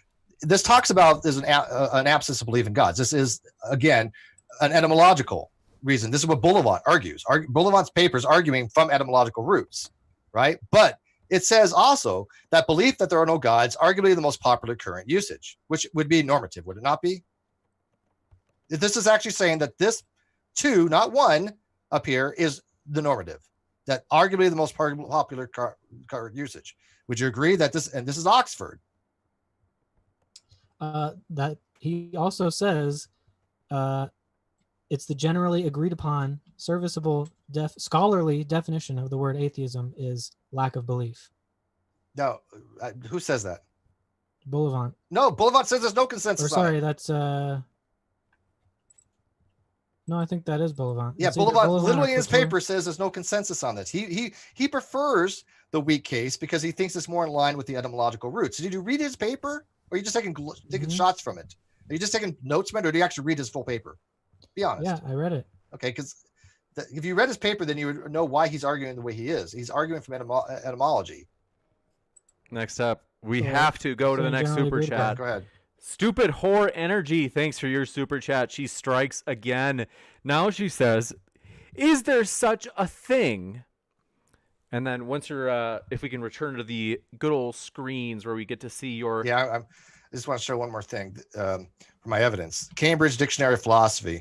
A stricter sense denotes a belief that there is no God. This use has become the standard use. There you go. Gotcha. Next up, our dearest friend, Stupid Whore Energy, always a little sass. She says, love her. Is there such a thing as lack of belief in no God? If not, why is there no symmetry in these terms? Who's she asking that to? I don't know. Well, I said there was no there was a lack of symmetry.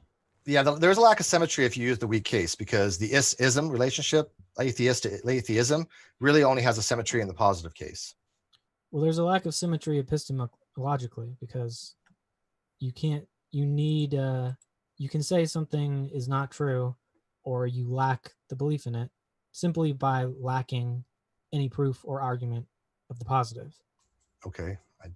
don't know how to answer the question, but I think to answer her questions, the ism relationship has a symmetry when you have it in a positive case. If you go read Use of Reason by Dr. Malpass's blog, he explicitly points out the difference between the ism and the ism, or the ism and the ist breaking when you start using these weaker conditions. Gotcha. Thanks so much for your super chat from Nate Brody. He says the more a paper is cited, the more credible. Milik equals 0. Malik. You can't even get his name right. Come on, geez. You got to cut me down like that? All right, Go ahead. But I mean, did he get it wrong? But citations, again, are relevant. An argument stands on its own merit. Everything that Malik has put in his paper. By the way, did you read Malik's paper, Snake?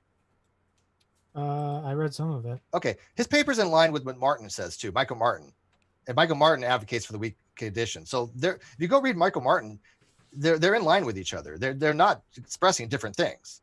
Yeah, I mean, most of them talk about the difference between negative and positive atheism. So I'm saying that that's a normative to distinguish between them. Yeah, Steve. Okay, moving on to the next one. Thanks for your super chat from, let's see. I do want to be fair, though, I have to give Steve the last word on that. If you want to give a really, because I don't know where to go with that, man. Frustrated Atheist, thanks for your super chat, said, this should be on the utility of the definitions. I agree. And I love that discussion. And I think that's unfortunately a discussion. I had that discussion with David Silverman a couple of weeks ago. Go check out Caffeine Corner on my channel. Dave and I, who I get along with exceptionally well, even though I disagree with him philosophically wise. He's backed off quite a bit. I think he's changed a little bit. But we started talking about utility arguments for that very reason, because the reason why atheists want to change positive normative case to be the negative is for demographics. This is, again, they put this out. David Silverman put it out in Finding God, and he's even said this. Pam Whistle from American Atheist, their editor-in-chief, has told me explicitly they do it for demographic reasons. They're not a philosophical organization. Don't quote them as such. Her words. They have two goals, is what Pam Whistle told me. To normalize the use of atheism and to increase the number of atheists for demographic reasons for voting and to get more members for their group. That's what she told me. Gotcha. Thank you very much. See, I think that one was for Steve. I don't know. Well, I think that it's more than just demographics. It's because there's an epistemological approach to this, whereas you can't be omniscient and know that there are no gods at all. But most, if not all, agnostics are denying most gods. I don't know what that has to do with tea in China. Well, I don't know why you confuse local and global, and I'm sorry, but you just throw the stuff around like a blender, and then whatever comes out. And I don't understand what the hell you're talking about half the time, Snake. What does that have to do with anything? Got to keep it short. I'm atheistic towards certain gods. I say I believe certain gods don't exist. That's not atheism. That's atheistic. Okay, let's give Snake a quick chance to say what your question. I think you asked Steve was, what does that have to do with anything? What does it have to do with anything, Snake? Well, I was referring to the utility of it. It's better to make more, have more qualifiers, and it's better to have a more honest epistemological approach. I gotcha. don't think. I think that if you thought that way, you would adopt my schema. Moving. Rocks are agnostic. Thanks for your super chat. Said, why did Steve say that rocks are agnostic? I've never advocated rocks are agnostic or atheism. Where that came from, I had a hangout with a very dishonest lawyer out there. And I was doing internal critique based upon his axioms, what would lead to.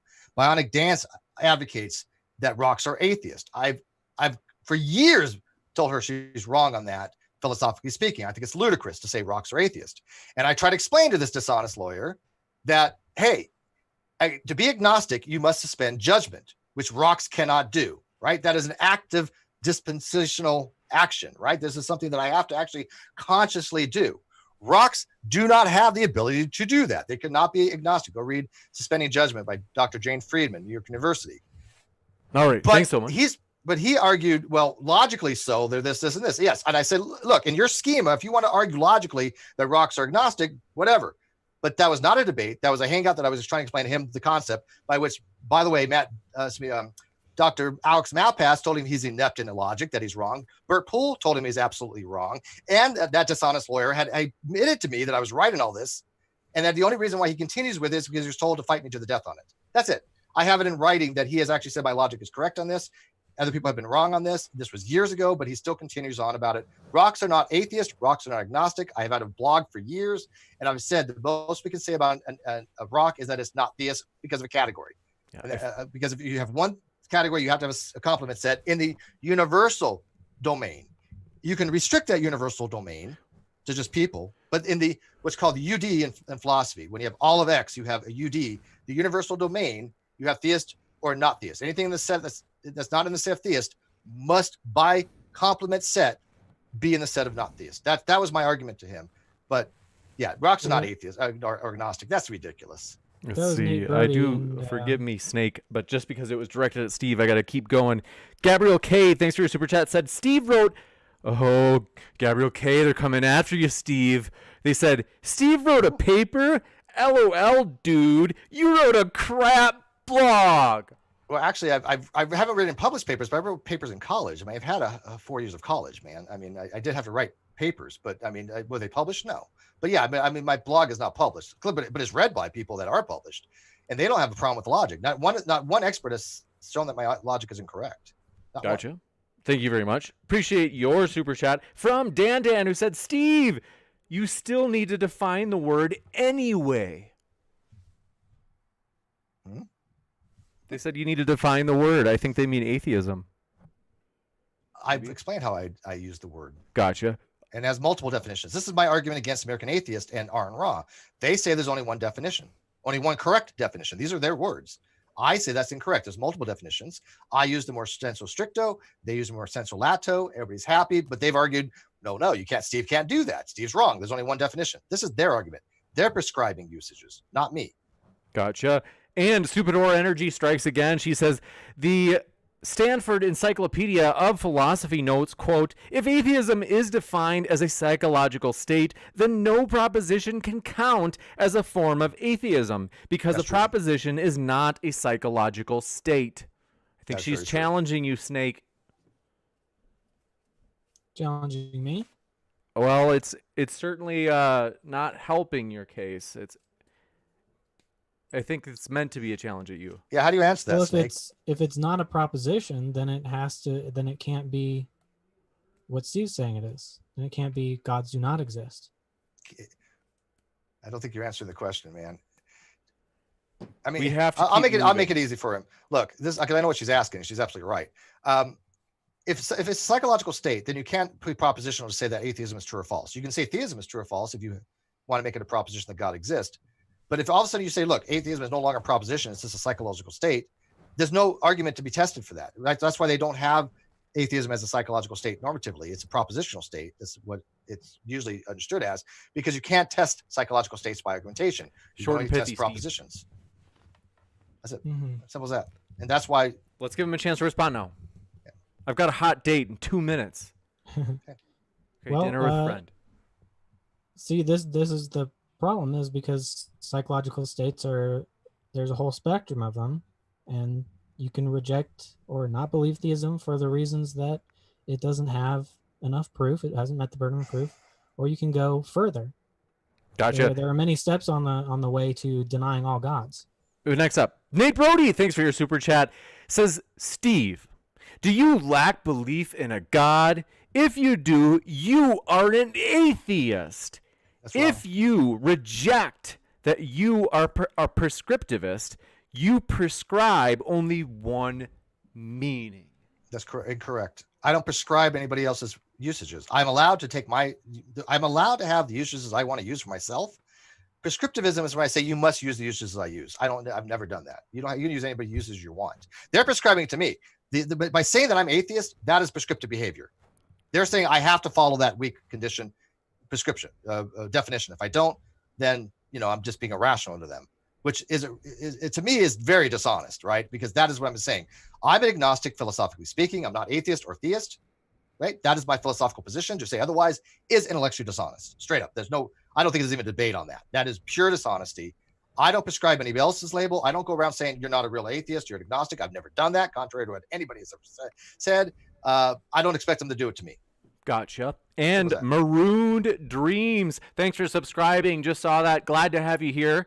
Very excited. And next one, appreciate your super chat from our dearest friend, Dan says, Snake was right in this debate. You got a fan out there, Snake. Yeah, how? Stupid whore energy strikes again, says, I want more, daddy. Okay, gosh.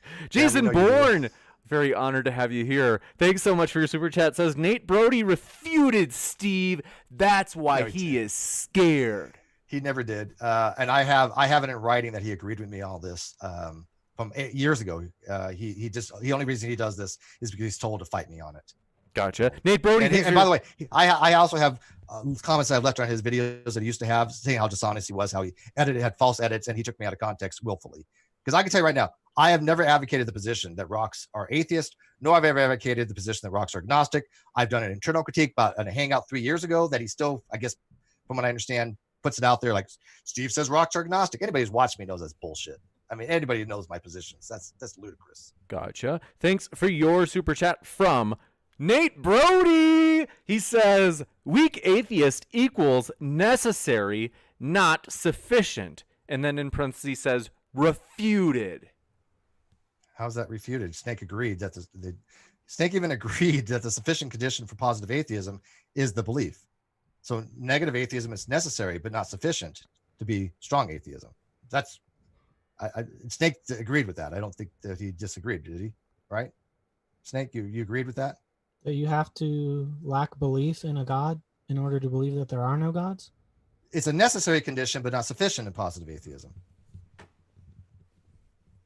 Yeah, because there's more criteria to positive atheism. That's my whole. There you go. I hold to the stricter case, in which case the sufficiency isn't there for me to be an atheist. There you go. I'm not an atheist.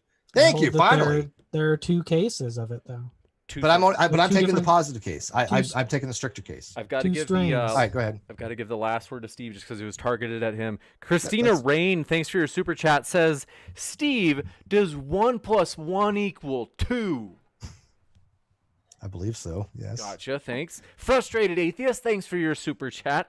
Says, I can talk about this. I hold no gods exist. Okay. Thanks for your super chat. Club says, Steve is Snake back from 20 years in the future. Gotcha. Same haircut. Okay. Thanks for your super chat. Possibly. Rocks are agnostic. I mean, imagine Snake. Steve is like in the YouTube community. He's like the Fabio of philosophy of religion in the YouTube community. Look at him. Do you want to look like that? Whatever, man. Okay. I'll defer judgment. Just purposely making it cringe. Okay, thanks for your super chat from putting you guys on the spot. I really enjoy you guys though.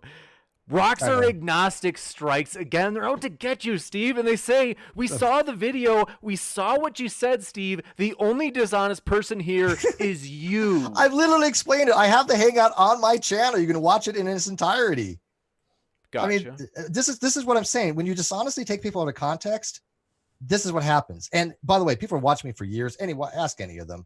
I've never advocated that rocks are atheists. I actually have said numerous times, to be atheist, you have the belief that God does not exist as sufficiency, and to be agnostic, the sufficient condition is having to evaluate it and then suspend judgment on it. If you don't know about the proposition, Grandma Hoppy calls that innocent. These have been my positions for 5, 6, 7 years, give or take. So when you dishonestly edit something and to make it sound like I was taking something out of context when I was doing internal critique based upon what this person was saying, that's just dishonesty. I can tell you right now, agnostics, to be an agnostic, you have to suspend judgment. Rocks don't do that. There you go. I mean, that's my position, period. Anybody says otherwise, they're just wrong.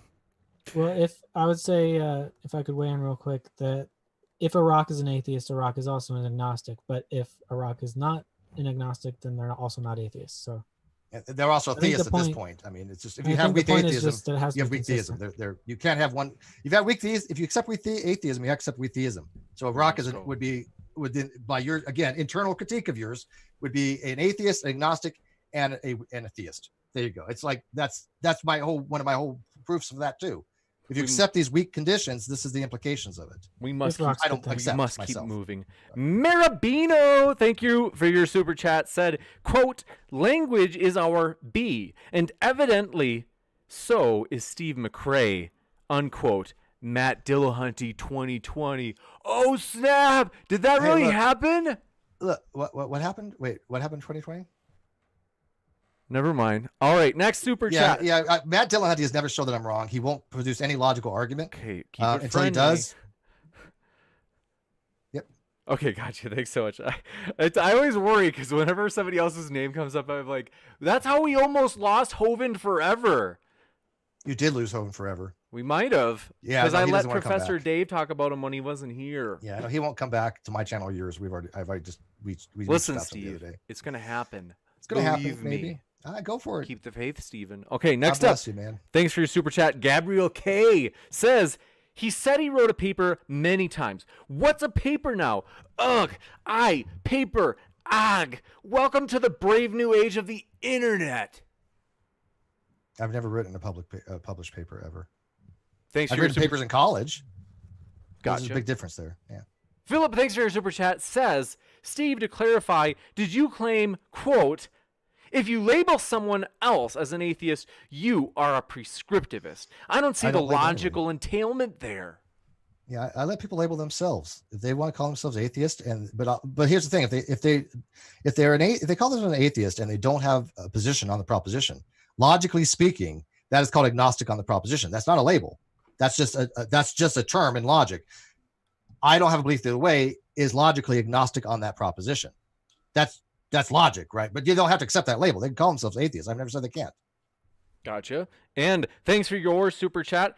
Just came in. We've got we've got Stupid Horror Energy. But first, Carmel Crunk, thanks for your super chat, says, when will Steve make a decision on God's existence? I used to be a theist. So who knows? Gotcha. Thanks also for your super chat from Stupid Horror Energy, who says, does Snake have any arguments against God's existence? If so, why not leave it at that and live your best life? Leave it at not having arguments. I mean, I do have arguments. It depends on the God. That's why I'm saying that locking atheism to disbelief in all gods is a little ridiculous, because it just depends on what God we're talking about. Okay, real quick. So you're saying that atheists that hold the belief there are no gods are ridiculous? No, it's I'm saying that it's ridiculous to say that only those who believe all gods are false or cannot exist, only they are atheists. No, but that wasn't my question. I just want to make sure we're on the same page. If a person believes there are no gods, you think that's justifiable? Could be. Depends on the argument. If the argument is that there are no good arguments for any gods, then sure. Do you hold the belief there are no Let's gods? keep it short and pithy. Let's give him a chance to answer, then we'll go to the next one. Okay. I don't think that there are any arguments for. That's not my question. I don't know why people dodge my questions. These are simple questions. Do you hold the belief that there are gods or I am gods? Yes or afraid no? we have to keep moving. But I just want people to notice the dodges that go on in these. Next up. these I'm just things. trying to be precise, Steve. Marabino, thanks for your super chat, who said, thanks, James. Appreciate that, Marabino. Thanks for your support. Really do appreciate it. Caleb, thanks for your super chat, who said, enjoy your date tonight, James. No fornicating. I appreciate that. We're talking on the phone. Or getting on a video, or it didn't happen. Dinner with Proof, a friend. Evidence. Dinner Friend. alone. We have friends. Dinner with the Sears magazine. Okay, Nate Brody, do you guys get that joke from, you know what show that's from? This is a Simpsons reference. Nate Brody, thanks for your super chat. Uh-oh, Steve.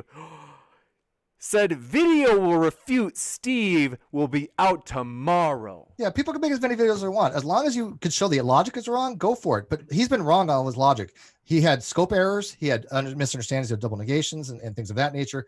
Malpass and Paul has numerous videos exposing him as somebody who doesn't understand logic very well. That's fine. But look, I've always held the position that rocks are not atheist or agnostic. If people want to look at something that I said 3 years ago when I was doing an internal critique and misrepresent it, go nuts. Why the hell do I care? My position is rocks are not agnostic, nor are they atheist. There you go. If you want to lie about it and say that otherwise, go ahead. What's it going to do to me? Doesn't change my logic. Doesn't change my argument. Next And up. if you want to be dishonest, make as many videos as you want, because I know why they make these videos. They do it for clicks. They've told me they do it for clicks. They've said the only reason we're doing this is because people want us to fight to the death. Moving. Their words. Go nuts. Make 1,000 videos. I don't care. I don't watch any of them. The people that watch me don't care. We must keep moving. Maynard Saves, thanks for your super chat. Said, get a new shirt, Steve. I like this shirt. Yeah, it's a tremendous shirt. People are saying it's the best. Okay. Yeah, exactly. Learning with Suge, thanks for your super chat. Steve. Oh, Steve. Steve. You're looking serious. Okay. They say, I just wanted to support the stream, James. Also, please check out the recent videos by Nate Brody and explain the dishonesty if you can. Go Way nuts. to drag me into it, but thank you for your Go watch super everything chat. you want to watch. Then come back and show me the logic is wrong. That's all I've said. If you think the logic is wrong, write it down. Let's evaluate it and go from there. I'm not this nonsense of these drama videos saying, well, Steve said this 3 years ago when I clearly was doing an internal critique based on what he said. And I've always said for years, never otherwise, about atheism and agnosticism. Go nuts, whatever. Thanks for your super chat, Gabriel K, who said, clown, you referred to your blog as a paper. Done. I corrected that. Yeah, it was a misspeak. I'm allowed to do that. It was a misspeak. Gotcha. I did it once in this debate. Yes. Thanks so much. And that's why you correct things when you make errors, unlike other people that don't. They're coming after you, Steve, but you know what? I appreciate your patience. No, this is fine. This is cakewalk to me, dude. I mean, I've done this for 8 years, man. This is child's play. Next up, Woody, thanks for your super sticker. Don't see those very often. They said the sticker says, wait for it. Next up, thanks for your super chat. XXILD says, why won't Steve debate Nate if he's so wrong? Because I'll never talk to him ever again. Simple as that. I mean, if he has a good argument, hey, somebody else can run it, but I will never talk to that particular person ever in my life again for very specific personal reasons due to harm to me and my friends and my loved ones. Not going to ever talk to him. And he's not the only one. There's other people I will never discuss anything with ever again. I've been there, done that. I have 3 hangouts with him years ago. He's dishonest as can be. He manipulates. He absolutely lies. I don't bother with any of that. Plus, he's harmed my friends and me. He can take that in a video, put this clip in a video if he wants to.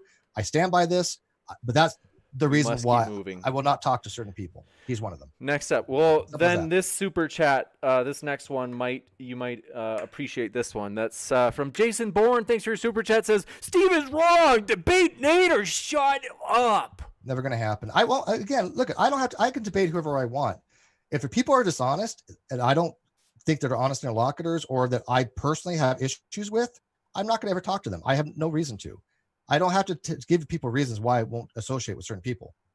And I won't associate with him. I won't be in the same room with him. I won't talk to him. And I'm not the only one. There are many people that left this community and left him for these reasons. So don't ever try to get me to debate somebody that I do want to have to be even in the same room with. I find him vile. I find him to be disingenuous. I find him to be dishonest. You guys can think he's honest. I don't care. Knock yourself out. Watch his stuff. But don't put it on me. I will never debate somebody that I will not be comfortable enough to speak with ever again. And I swear to my child, I'm not going to talk to certain people. On the head of my child, certain people I will always, for the rest of my life, never talk to again. That's how vile I think they are. He's one of them. Gotcha. Does that answer the question? Am I being, too vague here?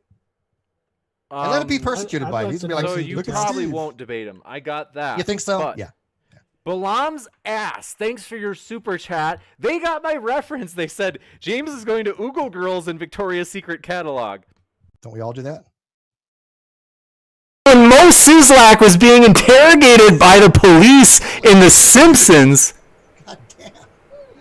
Dude, you don't need to blow our eardrums out. Steve, this is important. Mo Sizlak was being... You're right, I'm actually clipping a little bit maybe. But, okay, hold on. Now I can yell. I've turned it down a little bit. Mo Sizlak was being... It's The Simpsons. All right, next one. Thanks for your super chat. Just came in. Fresh off the... Hey, where did it go? No, this is embarrassing. You're over clipping. Nobody clips better than I do. Okay, thanks for your super chat from... Hold on. I'm so pressed. Whoa, this is... Let's see. Okay, so Jason Bourne, thanks for your super chat, said, "Oh, jeez, James, you got to turn that down. I'm telling you, you're killing our ears here, dude. no, Yeah. yeah, you're right. Bad. I know. I'm telling you, your audio is like 30 dB higher than it should be. I know you're right. I don't know what it is. Oh, there you go. I'll just talk Okay, like that's this. better. Sorry, guys.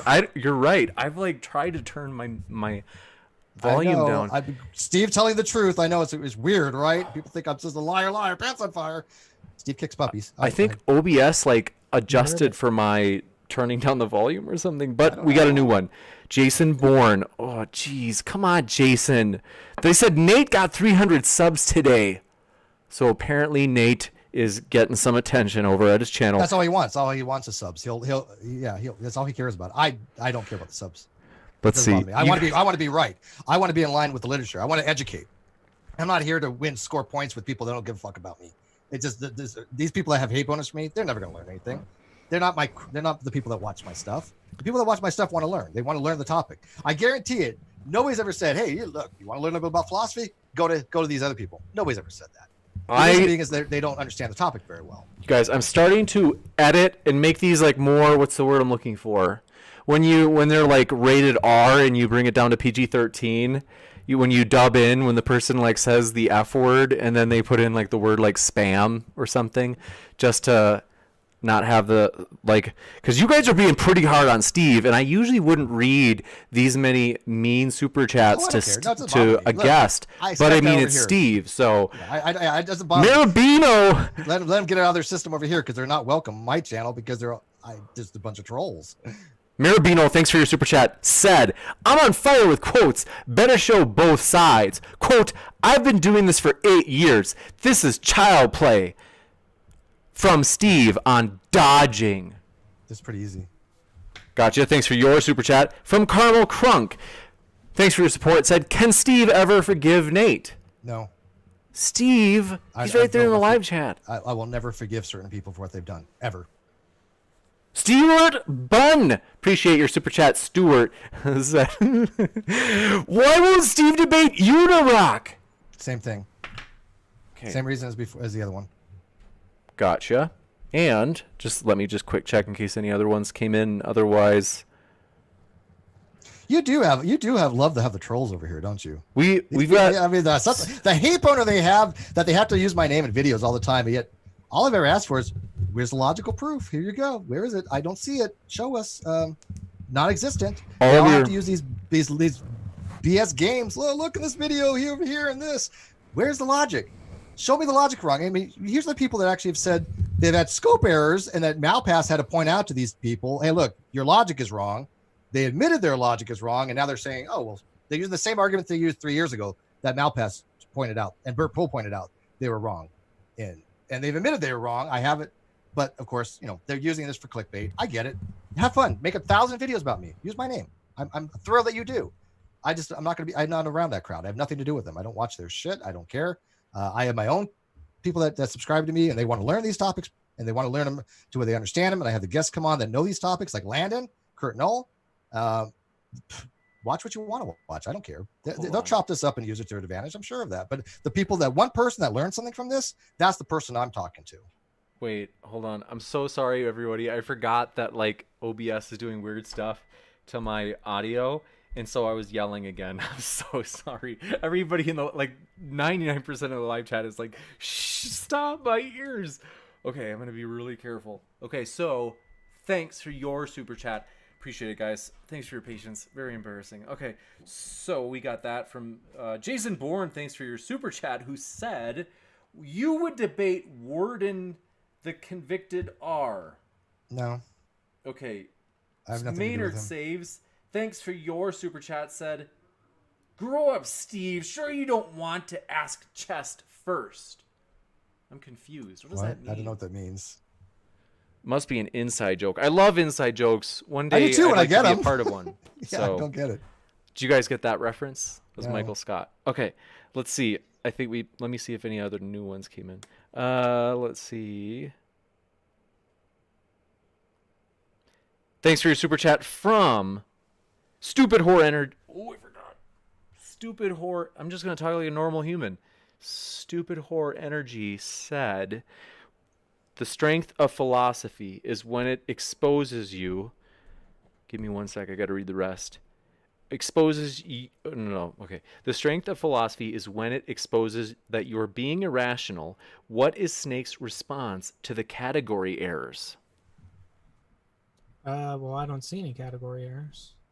I think the category errors emerge from certain definitions, but again, that's kind of why I started with the definitions. I would love to discuss the implications of that.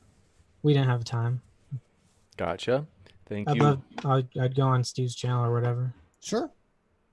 Gotcha. Thanks for your super chat from our dearest friend, Gabriel K., who says, Snake, you're very patient. It truly is admirable. So, next, Steve's face.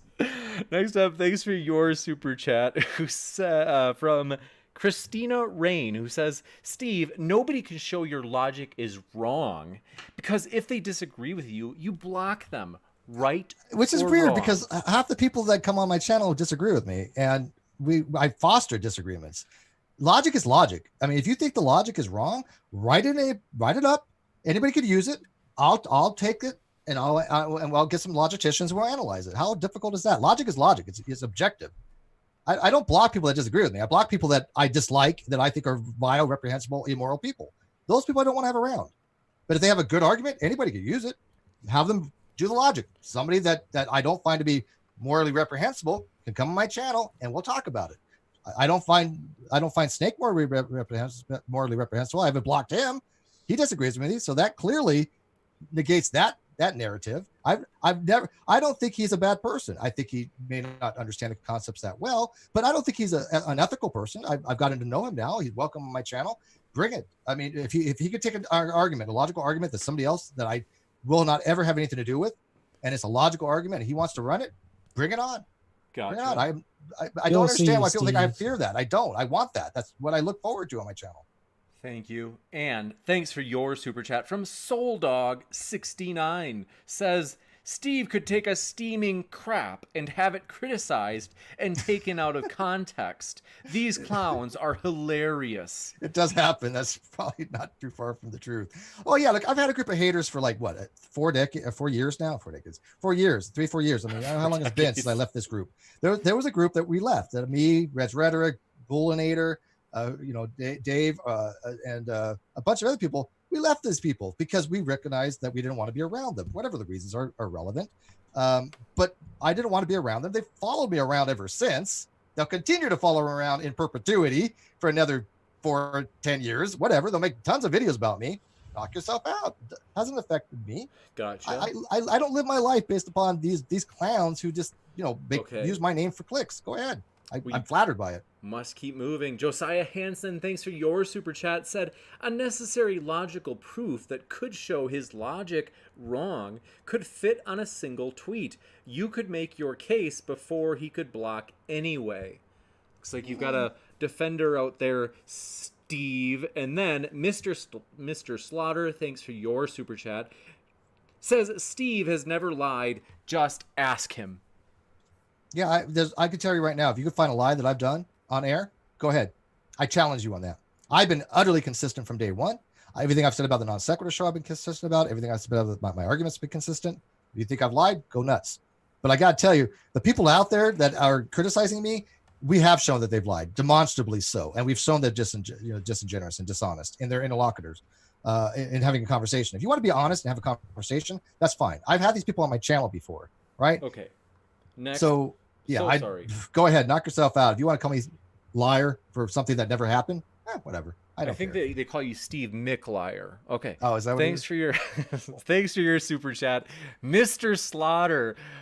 I love you, Steve. I appreciate you being so patient. Steve, I don't know if I've ever thrown as much poop at one of our guests via the super chats. I'm vicariously throwing poop at you. Yes, man. Hey, it's money to you, right? You have no idea how cathartic this is. Yes, money to you. Mr. Slaughter, thanks for your super chat, says, confirmation bias, thy name is Steve. Confirmation bias has nothing to do with logic. If the logic is right, the logic is right. The logic is wrong, the logic is wrong. Show me the logic. And then, that sounds like a T-Jump quote, huh? I kind of like Was channel T jump there a little bit? Steven, your son Thomas is not here to defend himself. Maynard Saves, thanks That for wasn't your an super insult. chat. I'm just teasing. Maynard Saves, thanks for your super chat. They were the one that said, Steve has never lied, just ask him. And then we just had a final super chat, I think just came in. Nate Brody said, stop lying about me, Steve. You were desperate. Yeah, that's not a lie. Look, believe what you want. I don't care. I want nothing to do with the guy. He could use my name, 1,000 videos, say whatever the hell he wants. I don't care. I don't want to have anything to do with him at all, ever. Gotcha. Ever. He just stay, as long as he stays away from me and never gonna hang out with me, he's welcome to do anything or say anything he wants. I don't care. I don't watch his stuff. Go watch his stuff. Believe him. I don't care. It doesn't affect me and the people that I love. The people that I love, the people that I cherish, people like Chesh, Reds, and especially Sweet Heathen, that's all that my consideration cares about. That's it. That's the only things that matter to me in my life. As long as they're not being affected by these people, I don't care. Thank you. Bent Hovind, no relation. Thanks for your super chat. And Bullinator, because I like that. Said Steve is an agnostic in perpetuity. Next up. May change one day. Who knows? Let's see. I think that was it. So thanks so much, everybody, for your questions. Brian Stevens, did you have a question? You usually have a question. Did I miss it? But I want to say, folks, reminder, I have put the links of our guests in the description box. So that way, if you're like, I have a hankering for more, please, you can get more. There's plenty more where that came from at their links below. Plenty more. And want to say thanks so much, folks, just for hanging out with us. It's always fun, and it's fun because of you, folks. We really do appreciate that. And then someone said that a super chat came from Bent Hovind. I thought I read that one, though. Did I miss it?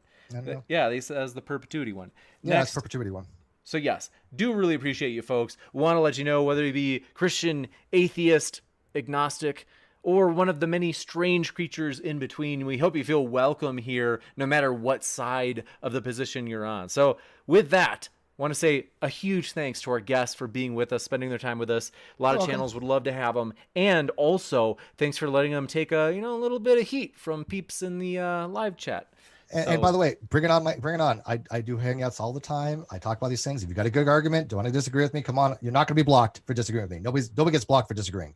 You get blocked for being not a good person. That's why I block people, or just people that are just dishonest. But if you think I'm wrong, I don't care who you are, as long as you're not a dishonest interlocutor. Come on down. Snake's more than welcome. Anybody else? I thrive on disagreement. My whole channel is about people disagreeing. So why would I block people for disagreeing? That's what my channel is for, to have disagreements. I mean, go ahead. I bring it. Gotcha. Thanks for your super chat.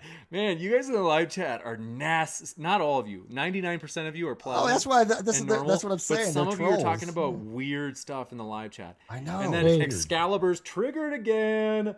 Thanks for your super chat. And Maynard says, so easily triggered. Laughing my freaking A off. Block me, will you? I don't know. Hey, trolls have money too. You get trolls too? Well, nobody's got trolls like I got trolls, dude. I have the best trolls, man. I they're know all the paying to best say trolls. something. I mean, these people have literally been stalking me for like 3 years, dude. They're merely because we had the audacity to leave them years ago. Appreciate that. Thanks for your super chat. Helios575 says, all the people hating on Steve, they lack integrity and want to drag Steve down to his level because they know that they look pathetic in comparison. And that's the type of people that subscribe to my channel. They recognize this, right? And if they don't, that's fine too. I mean, people can watch anything they want. Go watch their channels by all means. I have nothing to fear by anything they have to say.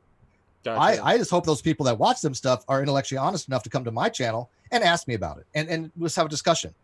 Gotcha. I mean, thanks. That's all I've asked. Thanks for your super chat. Marabino, appreciate it. Marabino said, quote, if you can find a lie I've done on air, go ahead. I'll challenge you on that. Go ahead. That's from, great. They said, Steve, as he eyes the block button. Okay, what's the lie? Gotcha. Thanks. So appreciate it, folks. Really fun. I really do enjoy it. Kakarot, thanks for your super chat, who said to Steve, Nephilim free or Brody? I'd rather have a discussion with Nephilim free by far. I mean, we're not even. That's not even. Now, I don't want to debate Neffy, but I mean, if Neffy came in right now, I wouldn't care. I'd be like, knock yourself out. Neffy's been on my channel numerous times. Gotcha.